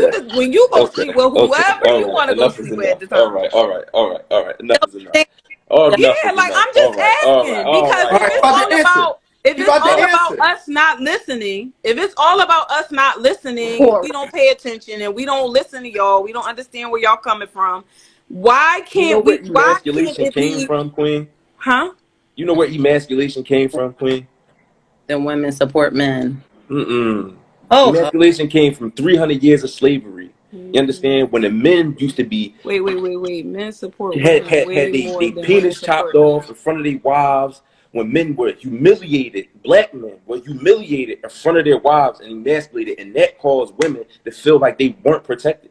You understand? Even our own women switched up on us and started trading on us because we couldn't protect them. You understand? That's where that came from. No one is for real, for real. You want to know what brothels was back in the day? Old westerns. Have you ever seen old westerns before? Who was whores in old westerns? White folks. Okay, then. So at the end of the day, don't say men put No, this title on no, women. I'm Hold on, saying hold that on, hold from on, this hold on, hold standpoint on. now, Hold on, hold because on, hold when on. I have a Hold on, conversation with sis. a Hold man, on. that's what Hold they on, sis. say. Hold on, So hold on, these not sis. white men. Hold on, sis. I'm giving you facts. I'm giving you facts. Hold on. You know what I'm saying? Is don't say men. That's not something that men did because your brothers, your black men, your rib, your heart, we stand up for ours. We protect ours. You understand? That was built by white people. That shit had nothing to do with us black Well, men. You y'all understand? sure is reading out the white book, because I No, still we hear not. men No, we call women not. Y'all whores and reading out the everything white else book. nowadays. Y'all It read. ain't going Listen, listen, away. listen, listen. Y'all reading out the white book. You understand? Our women, our daughters are being corrupted. You got Megan Thee Stallions. You got city girls polluting our children here. On top of that, y'all sit here and y'all big these women up. first of Oh, all, I wouldn't know anything about that, brother. April, wrong April, with April, society. April. Stop letting celebrities raise your kids. You raise your own motherfucking kids, and it's still violent. It's not about that. My It's kids not about that. type of shit and listen to all types of music, and they are not influenced by them. They are influenced by the way I move. Listen, Mm-hmm. men don't do that type shit. Boys do. You understand exactly what they said Can at the I say bottom. quick, Yeah, boys. so one of the people in the comments said that men support women more than men. Now everybody, just about everybody on here probably knows somebody that's in the prison system, right? I'll use the prison system as a prime example. Can't do that. Don't Hold go on, there, April. let me finish, Maul. Hold on. Let me finish. Papoose. Mars. Hold on. You interrupted me. You being I'm one voice listening. down. Don't do that. Prison system. If you look at the male prisons, who's coming up there holding it the fuck down, saving that coochie for these raggedy ass niggas? Hold on, I finished. Women are up there at those male jails. You look April, at a watch. female jail, it ain't too many men coming up there like how women support men. And I'll just use that as a very small example. That's what you going with? And that, yeah, I'm right. Really? I'm sticking with it. That's what you going with? Mm-hmm. Mal, go ahead, Mal. I'll chew Listen. this up and spit No, this out. I'm read To Kill a Mockingbird or Malcolm X or something, then he gonna come here and want to get all. Nah, he said what he said. Listen, listen. This for everybody in the comments too. Listen. If somebody on this live and they kicking their philosophical side, then that is what it is. We all multi-dimensional. Ain't nobody just Malcolm X all the time. Okay. We still in these streets. We still out here. Yeah, you might have got an inbox Exactly. from somebody that's that and the third. That's their business. Yeah, I mean, we all I knew grown it. folks at the end of Bag the of day. Because You know what I'm niggas be saying? tricking. You gonna say men don't. You gonna say men don't hold it down for women? That's complete lies. Niggas trick every day. Women ask for cash apps every day. I Women, didn't say time out, April. I let you talk. hold it down. I let you talk, April. Now listen, right? Men trick every day, right? That's a fact. Women ask for cash apps every day. That's a fact. Tell me one woman right now that you can get with without paying her bills. That's a fact. You understand? What do you mean that women hold it down more than men? Y'all expect us not even to be in a relationship with y'all or have a ring on your finger and pay y'all bills. Y'all want your bills paid before y'all provide nurturing care or pussy. Hold up. Let me add this. Not to mention, in a lot of cases, we get in We wouldn't know relationships. anything about that, Jamal, Look, so don't speak too no, hard I'm not about it. talking about that. I got this. Look, so not to mention, in a lot of cases, it's a lot of men that are getting into relationships, and not only they holding down that woman, they holding down that woman and her children too. So we're not gonna Fact. play it like men don't hold it down. And we not to mention the mentoring that we do out here in these streets. Men do. Coaches that we be coaching all y'all that ain't got no baby fathers. Yeah, I mean, we be holding it down the youngest and this, that, and the third.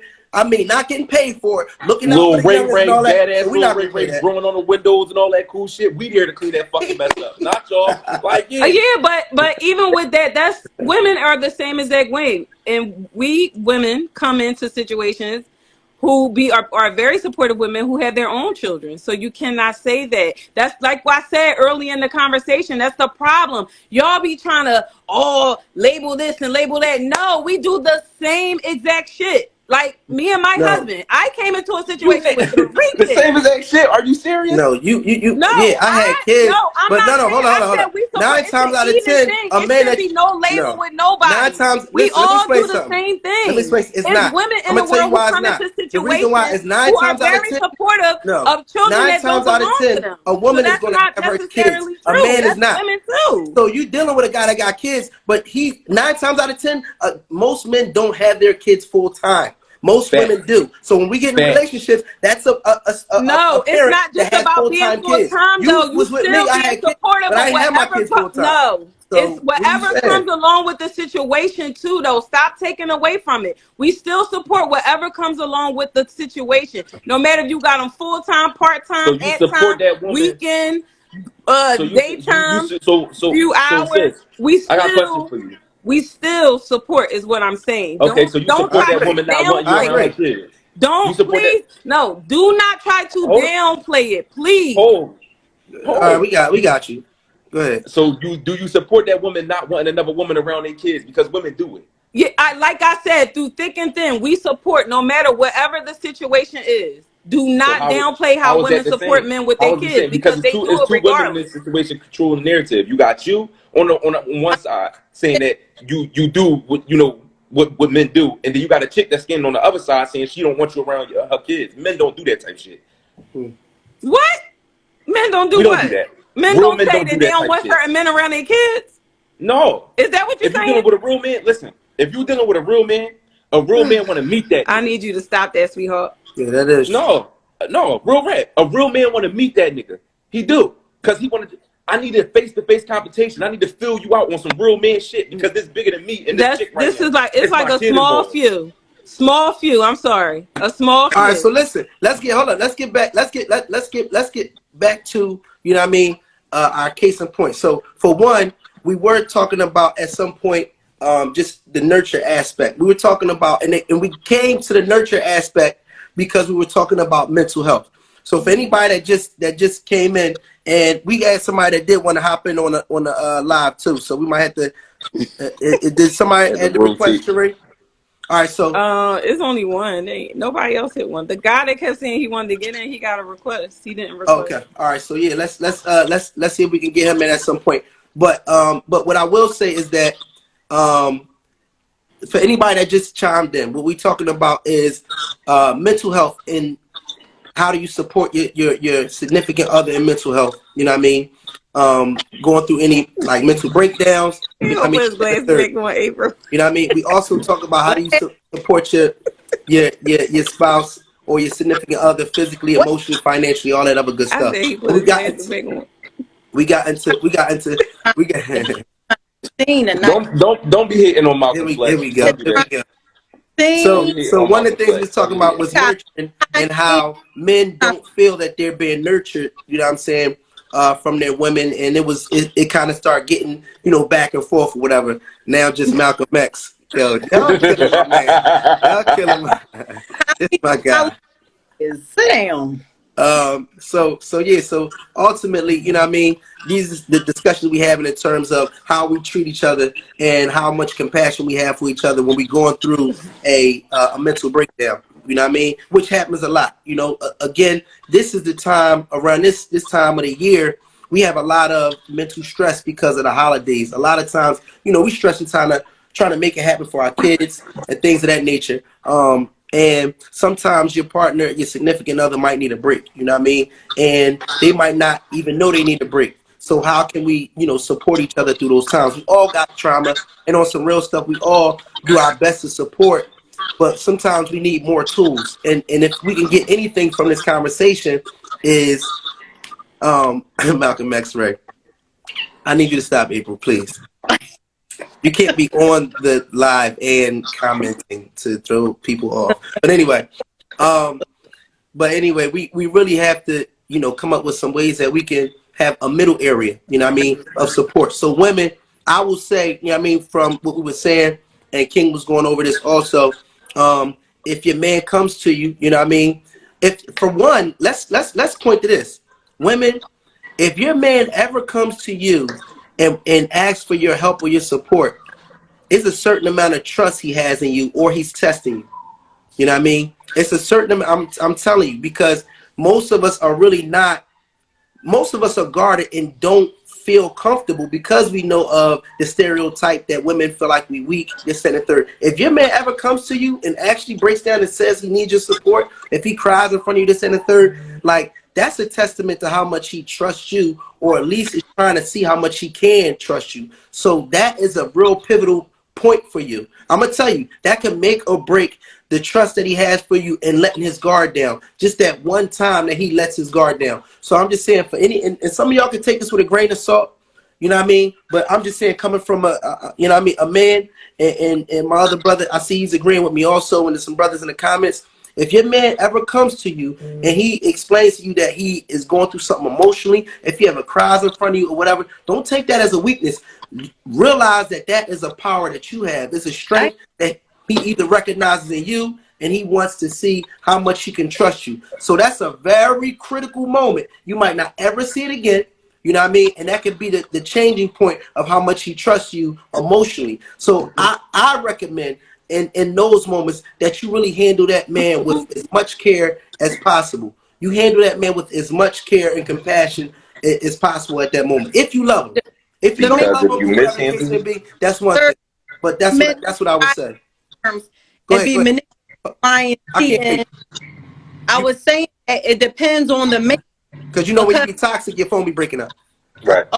Speaking of again with the what I'm saying is, I've been in situations where a man has been vulnerable, opened up, crying to me, talking about they going through something, Y and Z. Now, call it my traumatic experience, but this motherfucker was lying and cheating and shit the whole motherfucking time. So you just don't know. Like I said, we all speaking perspective. All I'm saying is hold on, I'm talking, Mars.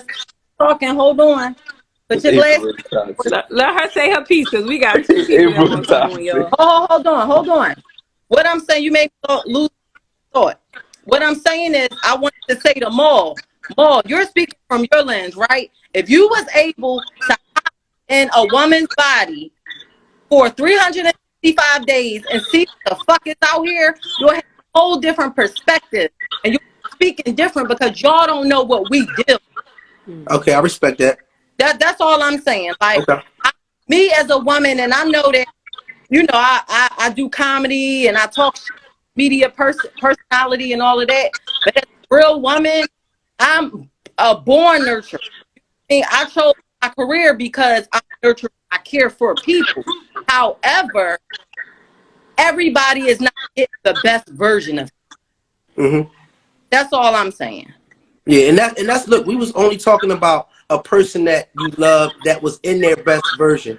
And also, I will say that I do, respect the fact that we don't understand how it is to be a woman for 365 days. I respect that. And neither do y'all when it comes to us 365 days. Right.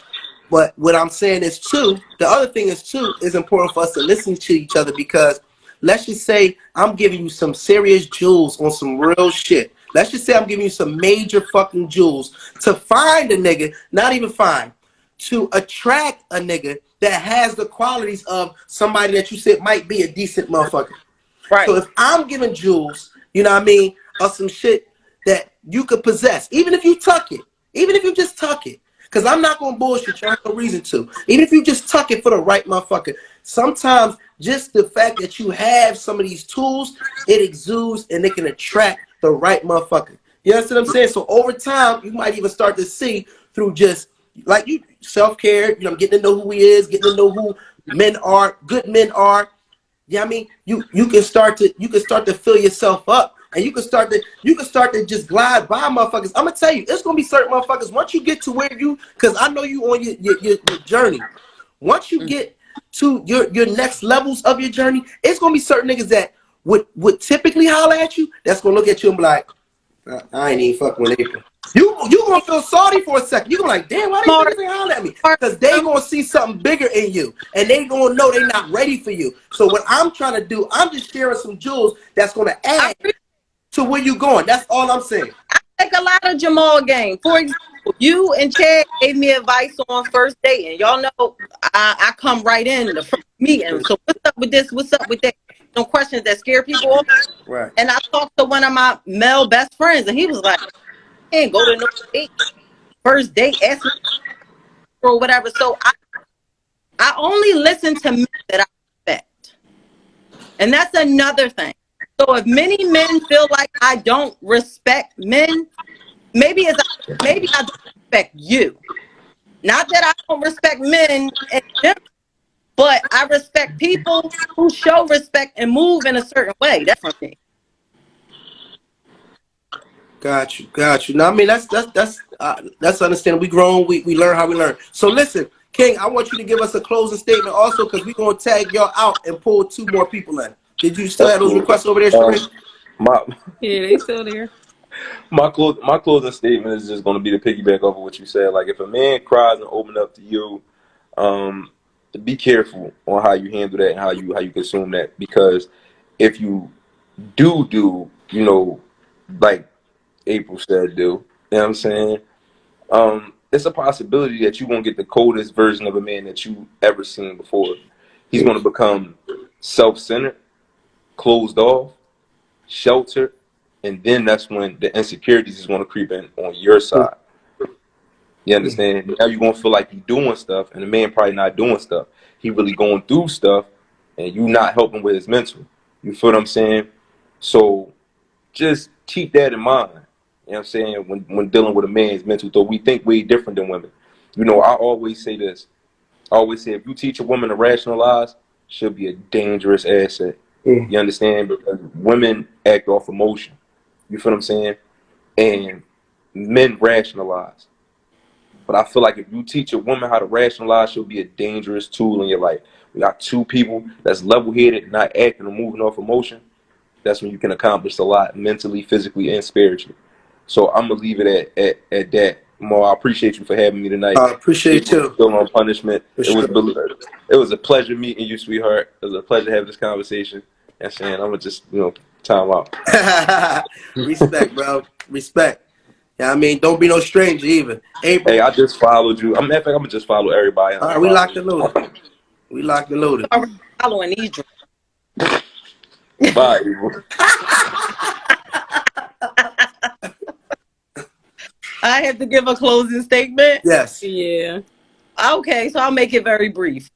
So, in my closing statement, yes, women should be supportive. However, we can only be available to support men who are good to us, right? Who don't put us through changes and consistently keep us in a negative mental space. If you want that support, you have to be a supportive partner as well. That's fair. That's my closing statement. Respect. Have a good night, y'all. Hey, April. Always love, April. Appreciate you. Always. I'm at the next know. stop and see y'all. That's a bet. For sure. We need you. All right, take me down. All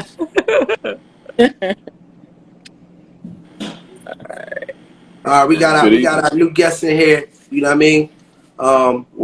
So we talking about how do you support your significant other? This is both our guests. You know what I mean? That's tapped in.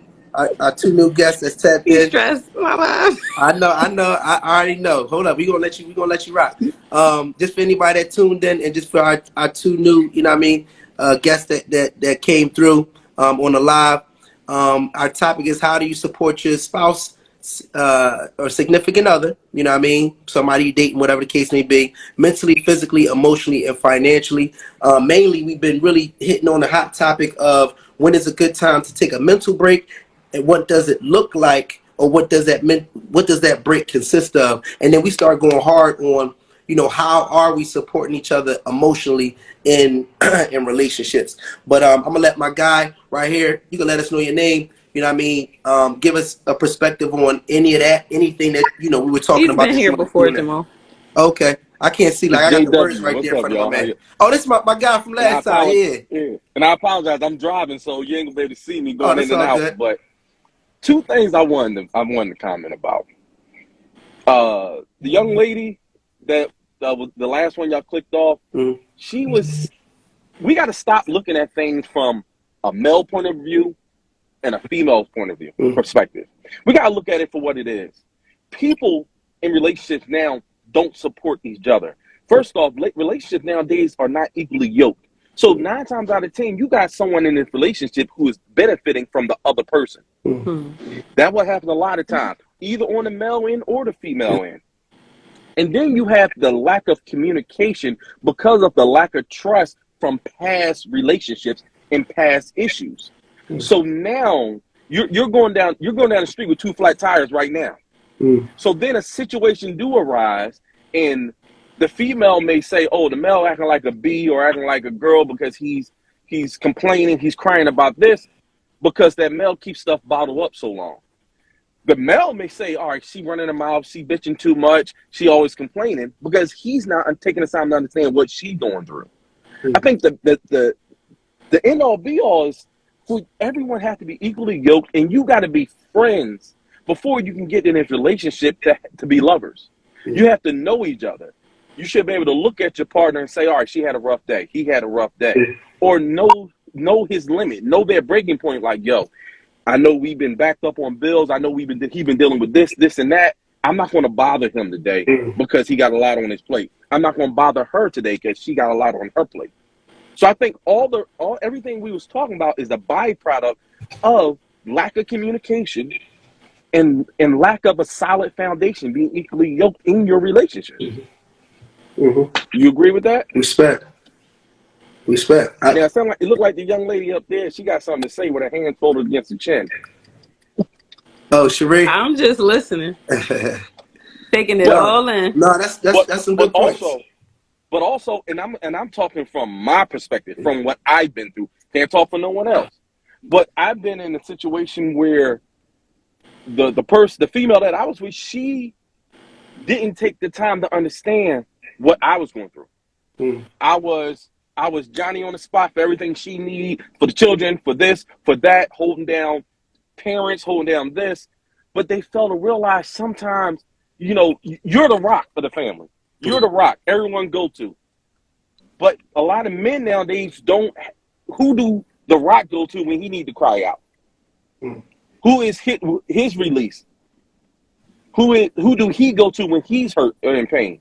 And then, like the other guy said earlier, you can go to your female, your lady, and say, "Hey, this is bothering me." 9 times out of 10, well, I'm not gonna say 9, I'm saying 8 times out of 10, the females don't understand it because men, we're not great communicators. We can't verbalize it. So we're telling you we're upset about this, but it's get brushed off as, "Come on, man, stop complaining. We're going to get through it." But they don't understand that when a man start to cry out, that's because things built up over time. 9 times out of 10, he ain't going to cry out about one situation. But when he got 100 things on his plate and have been piled up for years, that's when men break down. Unlike women kind of handle their emotions as they come. Look at it when you were growing up. I grew up in a 2-parent home. You get beat from mama every day. Dad let the pile up before he got you. I'm just waiting for the rebuttal. Oh yeah, no, it ain't even got to be You no want to say rebuttal. something? You know what I mean? That's respect. That makes a lot of sense, bro. Like, you know what I mean? The communication, how we mitigate or how we manage our feelings is different than how women manage their feelings. So like you said, a woman can express how she's feeling on a daily basis, whether it's to friends, venting to friends or whatever, communicating in different ways where, for us, a lot of times we'll hold things in and then, it'll come out damn near as an explosion, or an overload at times. So that makes, that makes a lot of sense. But the communication at the end of the day, reading your partner, So to clarify what he's saying, reading your partner is good. Getting to know your partner even prior to some of these issues, so you can be there to support them. Because I mean, you got to even be able to fill your partner out to say, damn, you know what, she might need me to wash these dishes, or maybe, you know what I mean, I order food tonight so she don't have to cook or whatever, just so we can kind of, as partners, you know what I'm saying, support each other. So, no, I respect that. All right, talk to us. What we got going on here? Hi What's guys. Hi, happening? Jen. Oh Hello. my God. Sorry, going the dog having a fit. I didn't think I was gonna make it today. I got a root canal. Ooh. Anyway, April's good. Talking about when she gonna burn sage. She got this. listen, I agree with a lot of what he said. I can't remember his name. It's black up there now. But JW. one thing I feel like a lot of people struggle with is not wanting to be seen. Like when you start to get to know somebody, you really don't want them to see your flaws, and that affects how you communicate with them. Like certain things you might try to, it's not that you're hiding it, it's just that you've never really been with a person that you can feel open with. So feeling open is a strange feeling, it's not familiar. So you don't really know how to flow in that and feel safe in that space. And I think that mental and emotional awareness is like, we know that we deal with issues, but we really just don't know how to unpack them. And I think that has a lot to do with what I just said also about not wanting to be seen. You don't want to feel like you've been putting up this exterior of I got it all together, and then you get to know somebody intimately and you look so broken to them. You know what I mean? Like, so then while they may have, because you walk into That's that anything, representative they be talking about. Go ahead. Sorry, but We all would do that. yeah, like Yeah, you building a everybody does it. relationship with somebody because of the roles that you two are playing, whether you want to admit it or not. It's like it's a certain expectancy that comes with that, but I think that that's just natural because that's you gradually getting to know them. Getting to know them then shows you things about yourself. Correct. And some of the Correct. stuff that you see you might not like. So then you have to deal with that. So then you deal with that not wanting to be exposed part. And then I feel like sometimes, or most of the time, how we hear things plays such a big part. Good point. Wow. Facts. And when April said, "What's the plan?" I start cracking up because I knew this Trigger. was going to go two ways. I said, "All right," and both of them played out. But I'm gonna tell you, everybody doesn't hear things the same way. So I'm gonna tell you what I heard. I understood that was getting to the absolute end because you always need a solution. Like when I said to y'all, I'm so tired of everybody having the same podcast talking about all of our problems. Like, we know we have problems as a community. We're not having the solution based conversations. That's the problem. Like everybody's competing with who struggled the most. I'm not nobody's trying to have a competition of who struggled the most anymore. We need to get out of the struggle because we're getting laughed at. Even about shit like this, about how our families and relationships is falling apart, how we treat each other on a regular. Everybody else around us seem to get it together and we still struggling, and for what? So how you interpret things, like when she said, "What's the plan?" The first thing I heard was, if you can say to me, "I'm stressed, I'm having mental issues, I can't talk," the first thing I'm gonna say is why. When you answer that, my next question is going to be why. If you can answer that, my next question is going to be why. And then if you can't answer it, I'm gonna tell you to get this and sit there until you can answer why. Because only you know the answer to your real issues and you have to unfold them. I can definitely be there to support you, but I'm not you. And in order to be a strong support system, you have to know how to go inside and find your own strength. It's hard. It's not easy, but it's not impossible. But you have to be able to do that, because then if it comes into one of them situations where you are completely falling apart, I know exactly where to step in and hold both of us up. But I am going to look to you to have a plan, because if I'm looking, if like I said, if you're a solutions based person and you're not a person that's just sitting there looking for somebody like, oh, like, and you just want to stay there, like you just want to make excuses to just be sad. You can get sad, but you don't need to stay there. You know what I mean? Like y'all stress me out. You're stressing me out. So This, listen, this is what I will Yo, say. you I'll you say right. this. It's just, oh, I'm gonna say this. You know what I mean? Like a relationship is not so robotic. You know what I mean? And when I heard what's the plan, that instantly annoyed me because, nigga, I'm pouring out my heart to you. Like, nigga, I don't ever show this type of emotion, and I'm coming to you with my spirit, and I'm saying, you know what I mean, love me.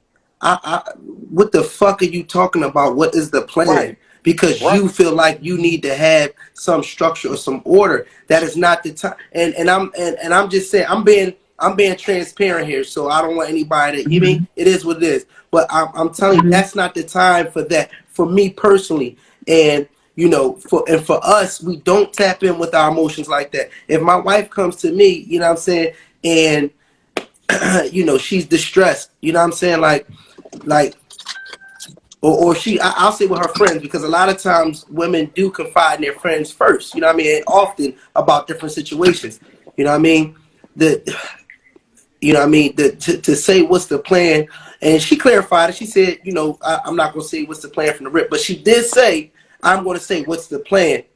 You know what I mean? I'll let you know whether women you like it or not. If you come to a man that you love and he's coming to you with his heart and his spirit, if you say what's the plan, and 9 times out of 10 you're going to offend him, whether you Right. yeah, like it or I not. mean, Whether you like it or not. You know what I mean? And mhm. guess what? And if you find somebody that cannot ask him what the plan is and understands how to care for his heart and his spirit, he's going to go in that direction. So I'm Correct. saying, if you want to Right. understand a man, understand that if he ever comes to you, because it may not ever happen, but if he ever comes to you with his heart and hand, if he ever comes to you with his emotions, you need to treat that shit with empirical care. And some of y'all look at it like, well, he not a baby or this, that, and the third. And it's like why are y'all trying to be? This is where I feel like a woman is trying to be or has turned into such a hardened, you know what I mean, version of a woman. Like, it shouldn't even be a thing where you're like, well, you know, he need to get his plan together. And it's like, yo, this is a severe time. If a nigga, I'm not talking about some regular day. If a man reaches out to you with his heart like that, that's not an everyday thing in most cases. We're not talking about the niggas that's manipulating and all that there. We talking about niggas that bust their ass for their family, that love you, that care about their family, and that's riding for their family through thick and thin. You know what I mean? Ride or die. They putting their last dollar on the line, all that. Like, now other women might agree with you and say, yeah, you're right, girl, he need to get his plan together, this and the third.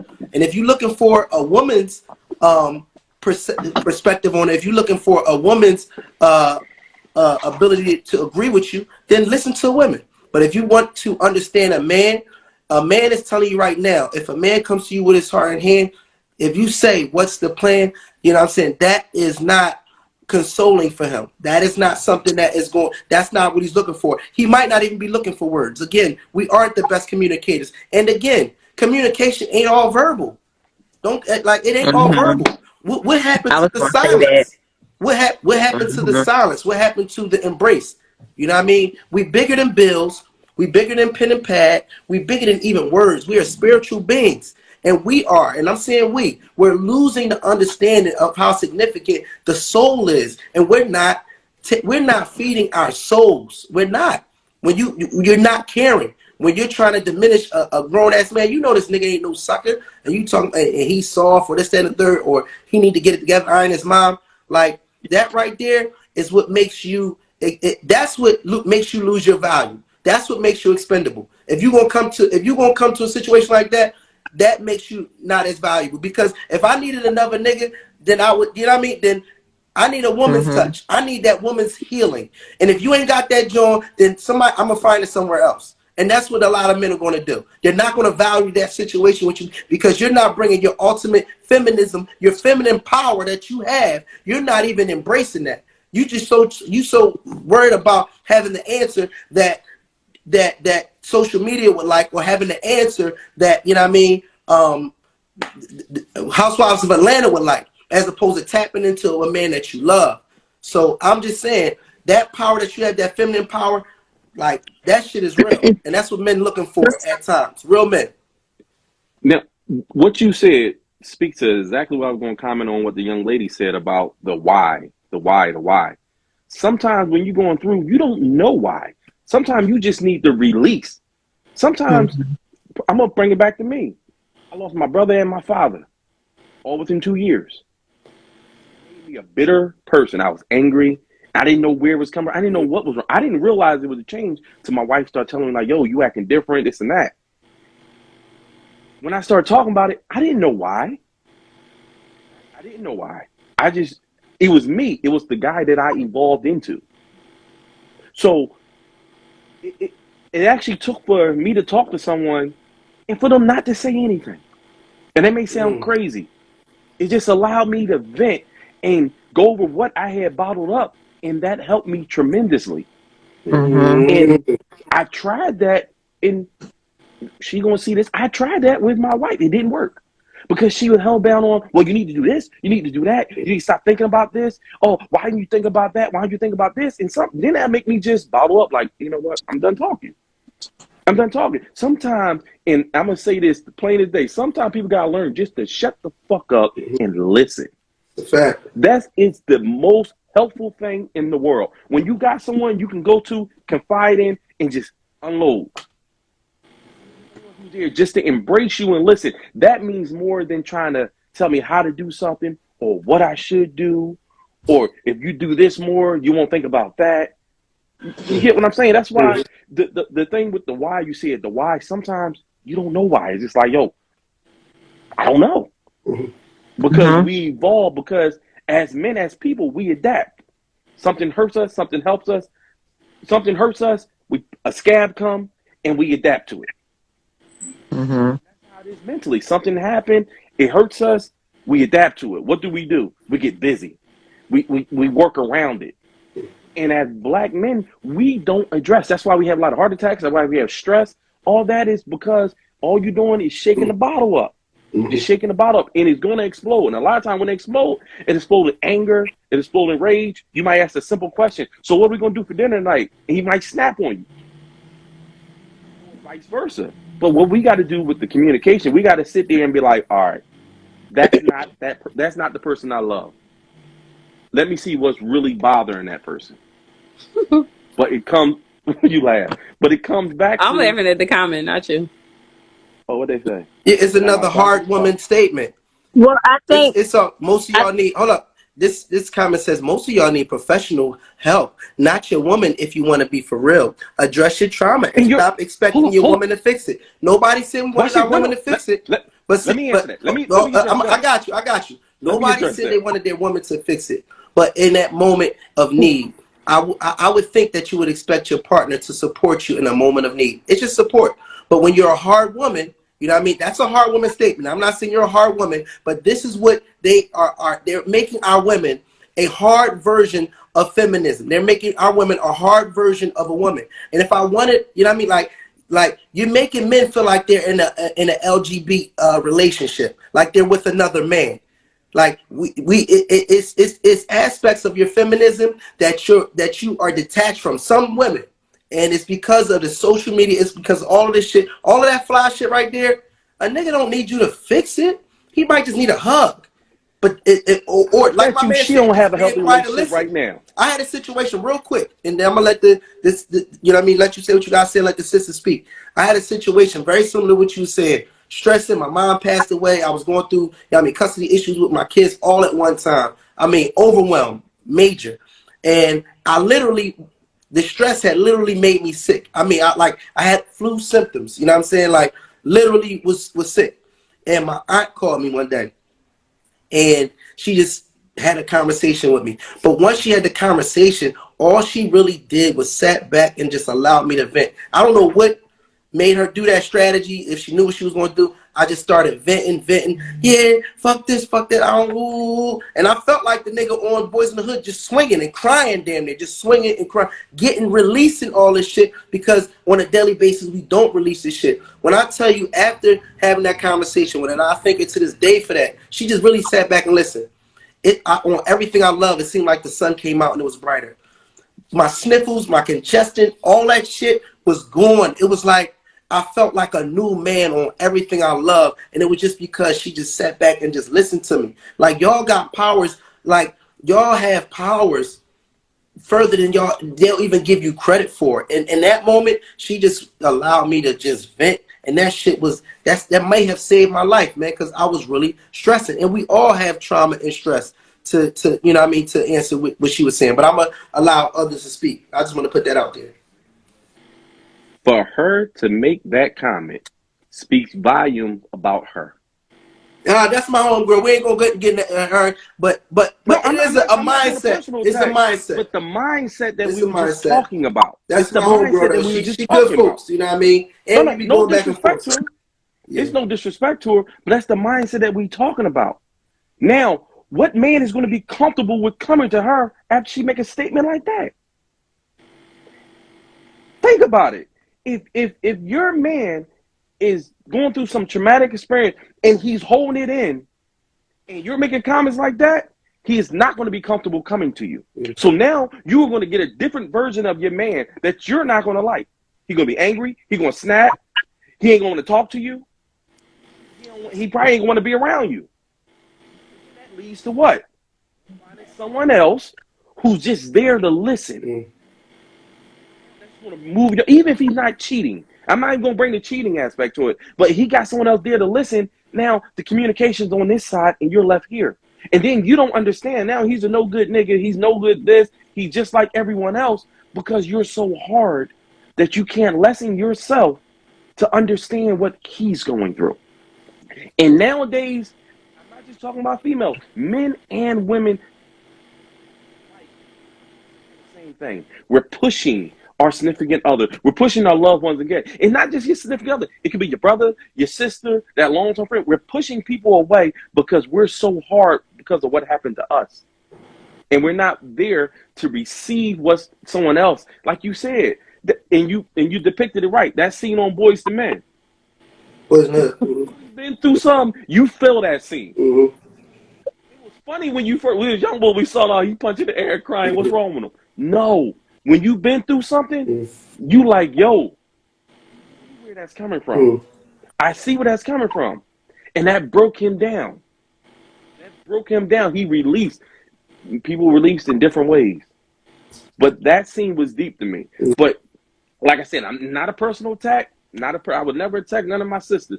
But that mentality and that attitude is going to push you away. It's going to keep him bottled up, and he's not going to be able to come to you and say, babe, I don't know what's going on. I'm going crazy. He's not going to be comfortable coming to you saying that because you're not going to be receptive of it. So do you think that that's a safety thing? I think it's I think it's what's the word for it? I think it's a defense mechanism. It's definitely a defense mechanism. I think it's a safety thing. I will say to Jamal's point, I will say it's a lot of women out here that had to take on a tough exterior. I feel like we tapped into that a couple times ago, but it's from so many other layered things, and none of this just comes from nowhere. Not like we're not giving birth to daughters and they getting up. Oh, I just want to be a boy today. Like no, that's not happening. So it comes from like experience and having to be a little tough because your kids need somebody tough. Like I went through that for a very long time, but I always say to y'all, I'm tired. I don't feel like being tough no more. I'm done. Right. And you hear a lot of people saying, "Oh, I just want to live a soft life." Yeah. Like when you understand that you need to parent yourself, you do want to get back to that nurturing state. because you have to read the positive back into yourself in order to give it to anybody else. Just like men, like emotional intelligence. In order for you to truly understand your woman, you have to be sound. Because even if you're not being feminine, you got to be able to hear her at some level. You have to. Otherwise, that the other parts of communication are going to continue to just, y'all, it's not going to really go nowhere. And it was another point that I was going, it was something about, oh, the boys in the hood thing. Sometimes I noticed, like, with a lot of guys, some guys really take advantage of women who are nurturing. I'll say that from experience. And the last person that I dealt with, when we got to the end of our conversation, my words were, emotionally, you can't keep me safe, so I can't do this. Like, you're not even willing to step into the space where I'm at. I'm saying that I need you to be here. And if you're, and I made it okay. I accepted that there had to be that. But the thing is, a lot of times it'll get to the overwhelming dramatic point when a guy will finally let you in. And that's what our community is used to responding to, trauma. Like, it got to get so deep before I let you in. You can't, like, we're not proactive when it comes to talking about things that may affect us, bother us, because you don't want to look too soft to them over there. You don't want them over here calling you a simp. You know, you as the female now, we get called men before we even crack our mouth open. It's just our exterior. Oh, you got a resting bitch face. Oh, she must be manly. She too aggressive. You know, like it's too much prejudgment happening before the conversations really take place, because we know everything about each other already, and it's so unfair. And this is how it's like putting up so many walls for us to really have the deep soul, like Jamal would say, conversations that we really need to break through all of this stuff. We're not going to keep sitting on lives talking about this just to talk about it again next week and talk about it again after that. Like, Sharif, what I be telling you every day? Hello, find my what? I tell Sharif, find my husband. Don't find me a husband, because you find me a husband, I don't want nobody else's. I want mine. I said find mine. Because you get to this point where your values start to really open up. And you want to just share the experience and see, like, what is the point of all this? What is it? So, and that requires getting past a lot of things. I know how I have been hard and tough and all of that. Now it sits back here. I don't need to have it up in the front no more. That shit is, oh my God, it's annoying. It's annoying. So I can back pocket it now. I'm all right.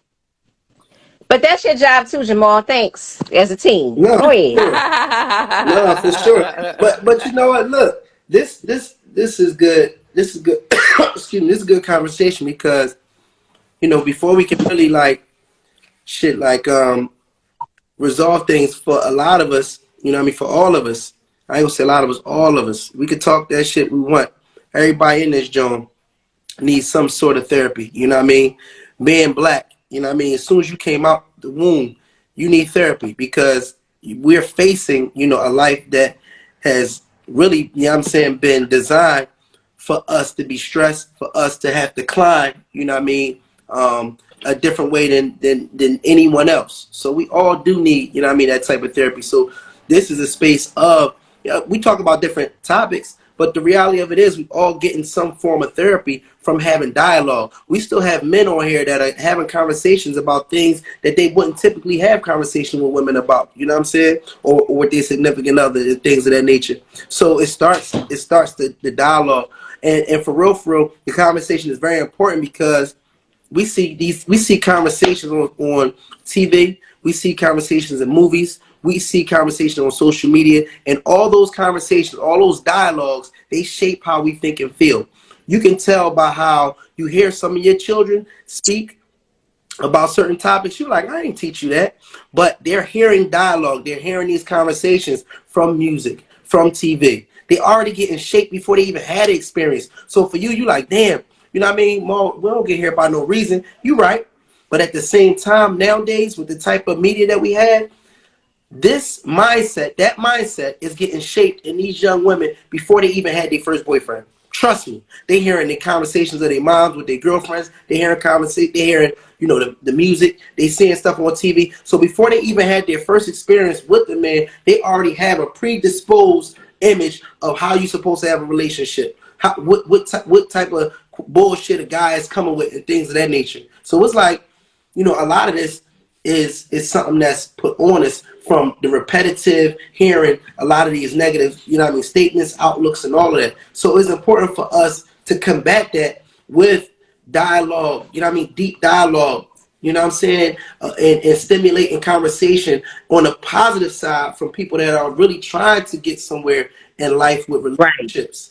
You know what I'm saying? Like, So, it's important for us sorry. to combat that with these type of conversations. So these type of conversations are very important because guess what? While we having these conversations, our kids is listening to it. You know what I mean? This is a form of media. Our kids might be looking, they tune in and be like, oh, you on the live, mom? And hear these things. So this type of conversation, having deep and real dialogue with other adults, you know what I mean, that want to move in a positive fashion, and when it comes to relationships, like this is very important. You know what I mean? So everything that we say is good. And that's why, again, April, I want to say I appreciate you because some of the dialogue that you're giving, you know what I mean? Like I said, when you get in your household with your mate, you going to diagnose it how it needs to be diagnosed for that particular person. But when you come off the top and you say how you feel as a woman, a lot of times that mindset is what we talk about that's preached out to everybody through the masses, and it's kind of embedded. And that's the mindset that I appreciate you speaking on, because we can take that mindset, you know what I mean? We can put it right here and we can break it down and say, you know what? We can take that away from that. We can take this away from that, or whatever the case may be, because some of those things, they don't really have a place in a real functioning black household and family structure. You know what I'm saying? Some of that stuff, we have to edit it. We got to edit our mindset. And that's on both ends, you know what I'm saying? But we have to edit our way of thinking, because the way they've embedded so much stuff in our heads right now, that shit is not good for our households. It's not. It doesn't work. We are torturing each other in households. We've been together for a long ass time, and more of it than not has been torturous. Like, we've really been torturing each other for more years than not, because, you know what I mean, for whatever reason. You know, we're going off of things that just don't always work in a household. You know what I'm saying? And we got to start to edit that. We got to start to, you know, really have dialogue so we can be nurturing each other. You know what I mean? And really healing each other. Like I said, we really spiritual beings. You know what I'm saying? Everything is not about, you know, a direct answer, a direct solution. It ain't. That shit sounds good. That shit sounds good. You know what I mean? But sometimes we got to heal. You know what I mean? You just want to make it to the next day. Sometimes, you know what I mean? And you said it earlier, Sheree. How do I support my man? Like you said, you was like, just giving him some butt. Like, yeah. Sometimes I don't want a solution. Sometimes I might need to be healed sexually. Marvin Gaye, y'all niggas done forgot about the real shit. You know what I'm saying? He said sexual healing. On some real shit. Sometimes you really need that just to survive, to make it to the next day. Just to have enough anything in you so you could, you know what, let me wake up and be appreciative for the next day. Maybe I can come up with a plan tomorrow. You know what I mean? So that's some of the stuff that we talking about. Like, we really have to find those common grounds. You know what I mean? And get back to that love shit. That hard shit, I get it for survival. But when we really try to, you know what I'm saying, to move forward, you know what I mean, and really grow, then shit, we gotta approach it a different way. Or this shit ain't gonna work. I'm telling you, it ain't gonna work. I agree. So it's more or less not really stopping. It's not. It's what we repeat. It's what we keep repeating, right? Yes. Yeah. Yes. So we need to change the narrative. Because I was talking to my kids about movies and entertainment and all of the other kind of stuff, and how I think most of it really be the truth. But if you absorb it as a source of entertainment, you'll think that it has nothing to do with your reality when it really do, right? Say that one more time. You said what? I said, when I was talking to my kids about movies, TVs, and entertainment, and how a lot of things that we watch are really, they're really real, but they're fed to us as a source of entertainment to make you detach from it really being a part of your reality, when really it's feeding you. subconsciously, and then when you start acting a certain way, you wondering why. Yes, is And I was talking to them about how, how our community, like, our is, to me, the strongest of anybody's, and our music and what we say and the words repeat. I don't care what religion you are, with whatever belief system you have, it's the words that have the power. I always say, um letter spell and words of magic. God, I couldn't get it out. Damn. Anyway, so, but I feel like I always use the example of the "We Shall Overcome" song. I'm like, that's probably why we ain't overcome yet, because we keep singing, "We shall, we shall, we shall, we shall." Not we have. uh, You know what I mean? Like, change the lyrics a little bit. You yes, keep yes, letting all yes. of these people in power write the stories for what the black family and the black neighborhood and black wealth and this and that look like. And then when you see people really doing well, it's on a small scale, but we not really rewriting our own narrative. Everybody else did. Yeah, yeah. We too busy fighting each other to really pick up the pen and get to work for real. You want to write songs about hating on each other, and then we keep hating on each other, and that's the repeat that needs to stop. We manifesting this shit. We really manifest. We're awesome You manifestors, know what aren't I mean? we? Yeah, We manifested yeah. our own demise. You know what I mean? We don't have. I don't see the Cosbys. You know, I know everybody always say this shit, but on some real shit, I don't see, TV shows that reflect that type of excellence on some real stuff. Now you'll see black excellence, but they fighting Housewives of Atlanta. You'll see, they have on a nice dress and the red bottoms and all that shit, big houses, but we still got to show that division. We still got to show that beefing. You know what I mean? And it's like, we are manifesting our own demise, and it is a spell. We're conjuring up a spell that is keeping us in a trance. You know what I'm saying? We are in a trance from the shit that we continue to repeat repetitively over time. You know what I mean? And so the more we have dialogue that is really geared towards breaking from out of that trance, you know what I mean? Changing the dialogue, changing, you know what I'm saying, the conversation, editing, you know what I mean, the shit that we've been fed. Because all of us been tricked for real. Why is it that two perfectly good people, you know what I mean, both of them working, because it ain't the financial shit. Both of them working, both of them look good, both of them love each other and all that, and they still can't fucking make it. You know what I mean? Because it's that outside shit that it seeps into our relationships, making us want to, you know what I'm saying? It's making us, believe shit that ain't even going to allow us to grow. And it don't even make no sense. Like two perfectly good people that rock with each other come together, and next thing you know, 6 years later, it's like, it's a wrap. And it's like, come on.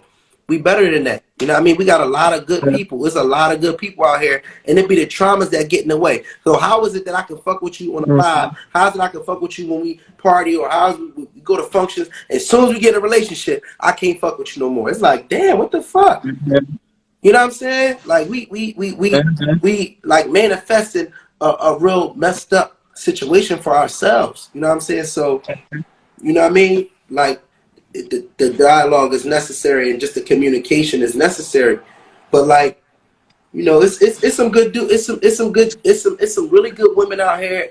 Like, anybody that's in this joint, it's some really good women, it's some really good men, you know what I mean, that need to be readjusted.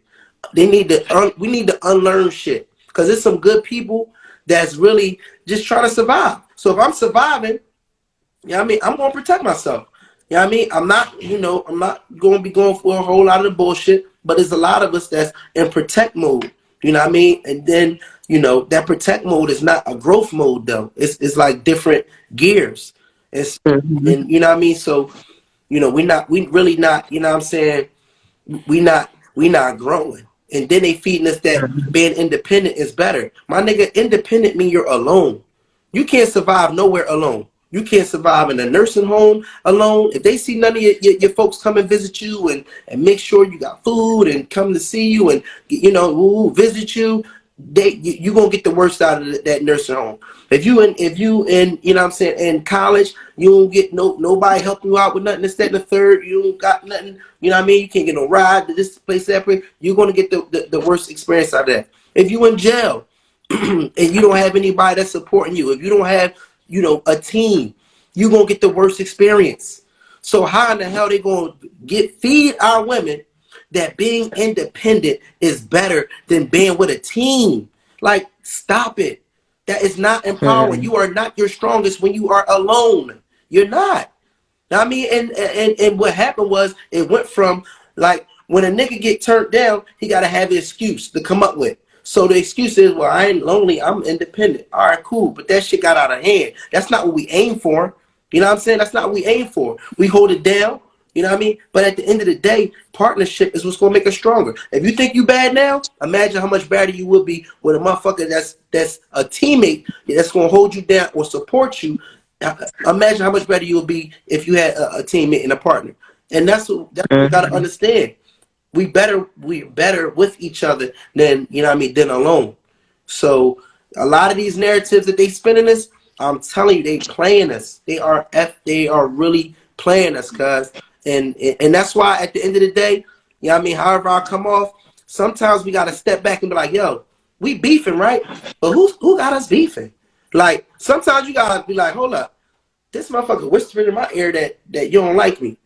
And he whispered in your ear that I don't like you. You know what I mean? So maybe our beef ain't even with each other. Maybe it's with this nigga that's whispering in our ears. And so sometimes we really gotta step back from the is y'all, is us, is y'all, is us, and like, yo, maybe it's not even one of our fault. Maybe honestly, they've really been programming us. They've really been like playing chess with us, you know what I mean, and really fucking up our households. And ultimately, I ultimately think that's what it is. We black men love our black women. All shapes, sizes, all of that shit. Y'all always been there to hold it down. Y'all always been the head of the household. Y'all always been the head of the household. I stand on that. Y'all got so many gifts and attributes that we just do not possess. Your multitasking game, your motherfucking all of this, y'all can hold shit down so many different ways, and so do we.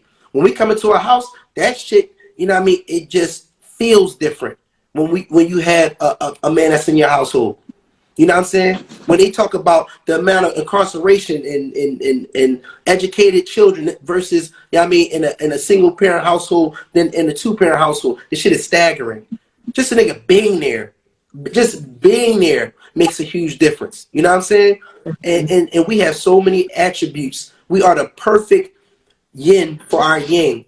You know what I mean? We're the perfect match for each other to have our households run. And the first thing they did was realize that. And when they realized that, they said, you know what? We're going to incentivize women for not having men around.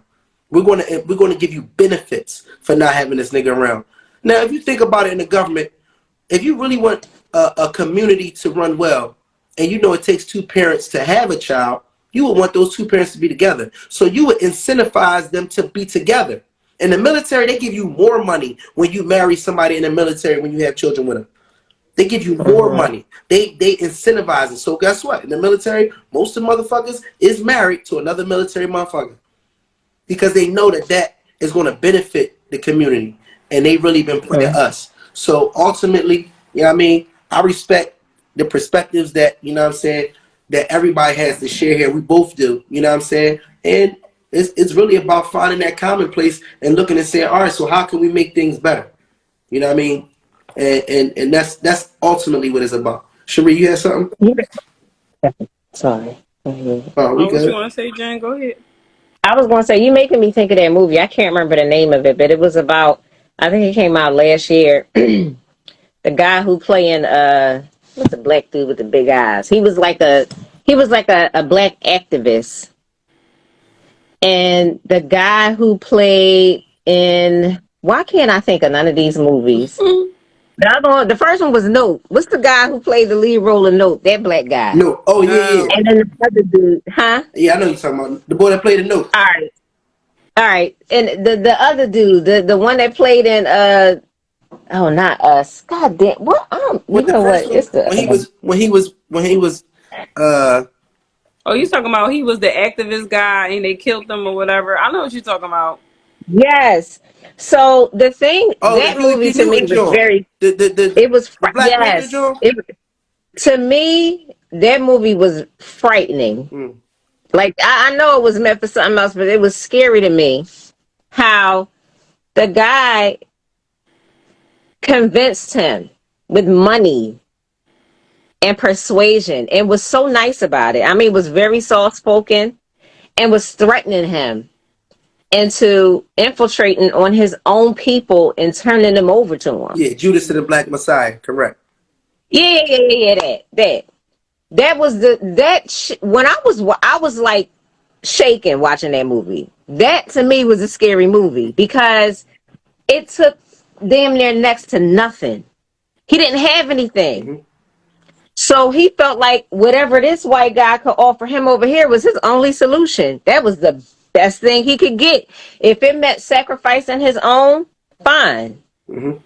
And so, yeah, it's more than one system put in place to keep us separate. Because usually the things that carry the most power are pushed apart. Mm-hmm. So it's our job now, we like I said, we know everything. Mm-hmm.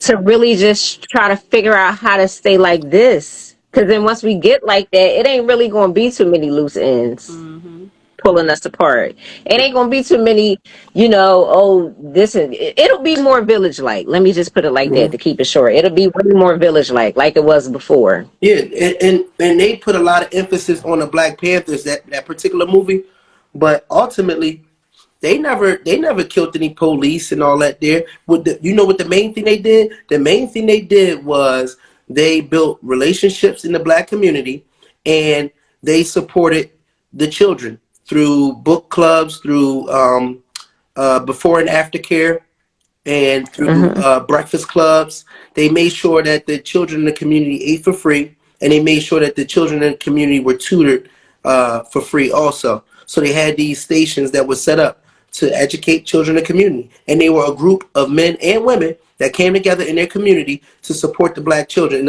in the Black family. That's what they were about. They also created their own political party. So the Black Panther, from what I understand, and somebody can correct me or do your own research, you have Democrat, you have Republican. They had a Black Panther party. So you have a Democratic party, a Republican party. It was a Black Panther party. That was a whole nother party. So their whole thing was, we're going to vote. We're going to be self-sufficient. We're going to vote for our own people. And that was the biggest threat of us being together. And in that household, they shot and killed men and women in that household. Our women and men were together. You know what I mean? Yeah. Anytime we come together, we stronger. And every time in history we come together, we are the strongest. You know what I mean? Regardless when it comes to our community. So they see that, and that is a threat, and they'll do anything. They'll continue to feed us music that keeps us separate. They'll give programs that keep us separate. They'll do shows, just like how they politely went over to that boy and persuaded him to get involved with the organization, and then go back and rat on him and tell him everything. That's basically what they doing with these entertainers. They kindly giving them a couple dollars to ultimately feed us bullshit, you know what I mean, and get paid handsomely to feed us as much bullshit as possible to keep us off guard. You know what I mean? So we gotta recognize that at time and take that burden off of each other. You know what I mean? Like sometimes just take the blame off of each other and honestly just be like, yo, take a step back, nigga. We both been lied to. We both been fucked over. Let's just start from here and let's build. You know what I mean? Mm-hmm. So, Sheree, what you got to say? I know it's time to close us out. Sheree, sleep. I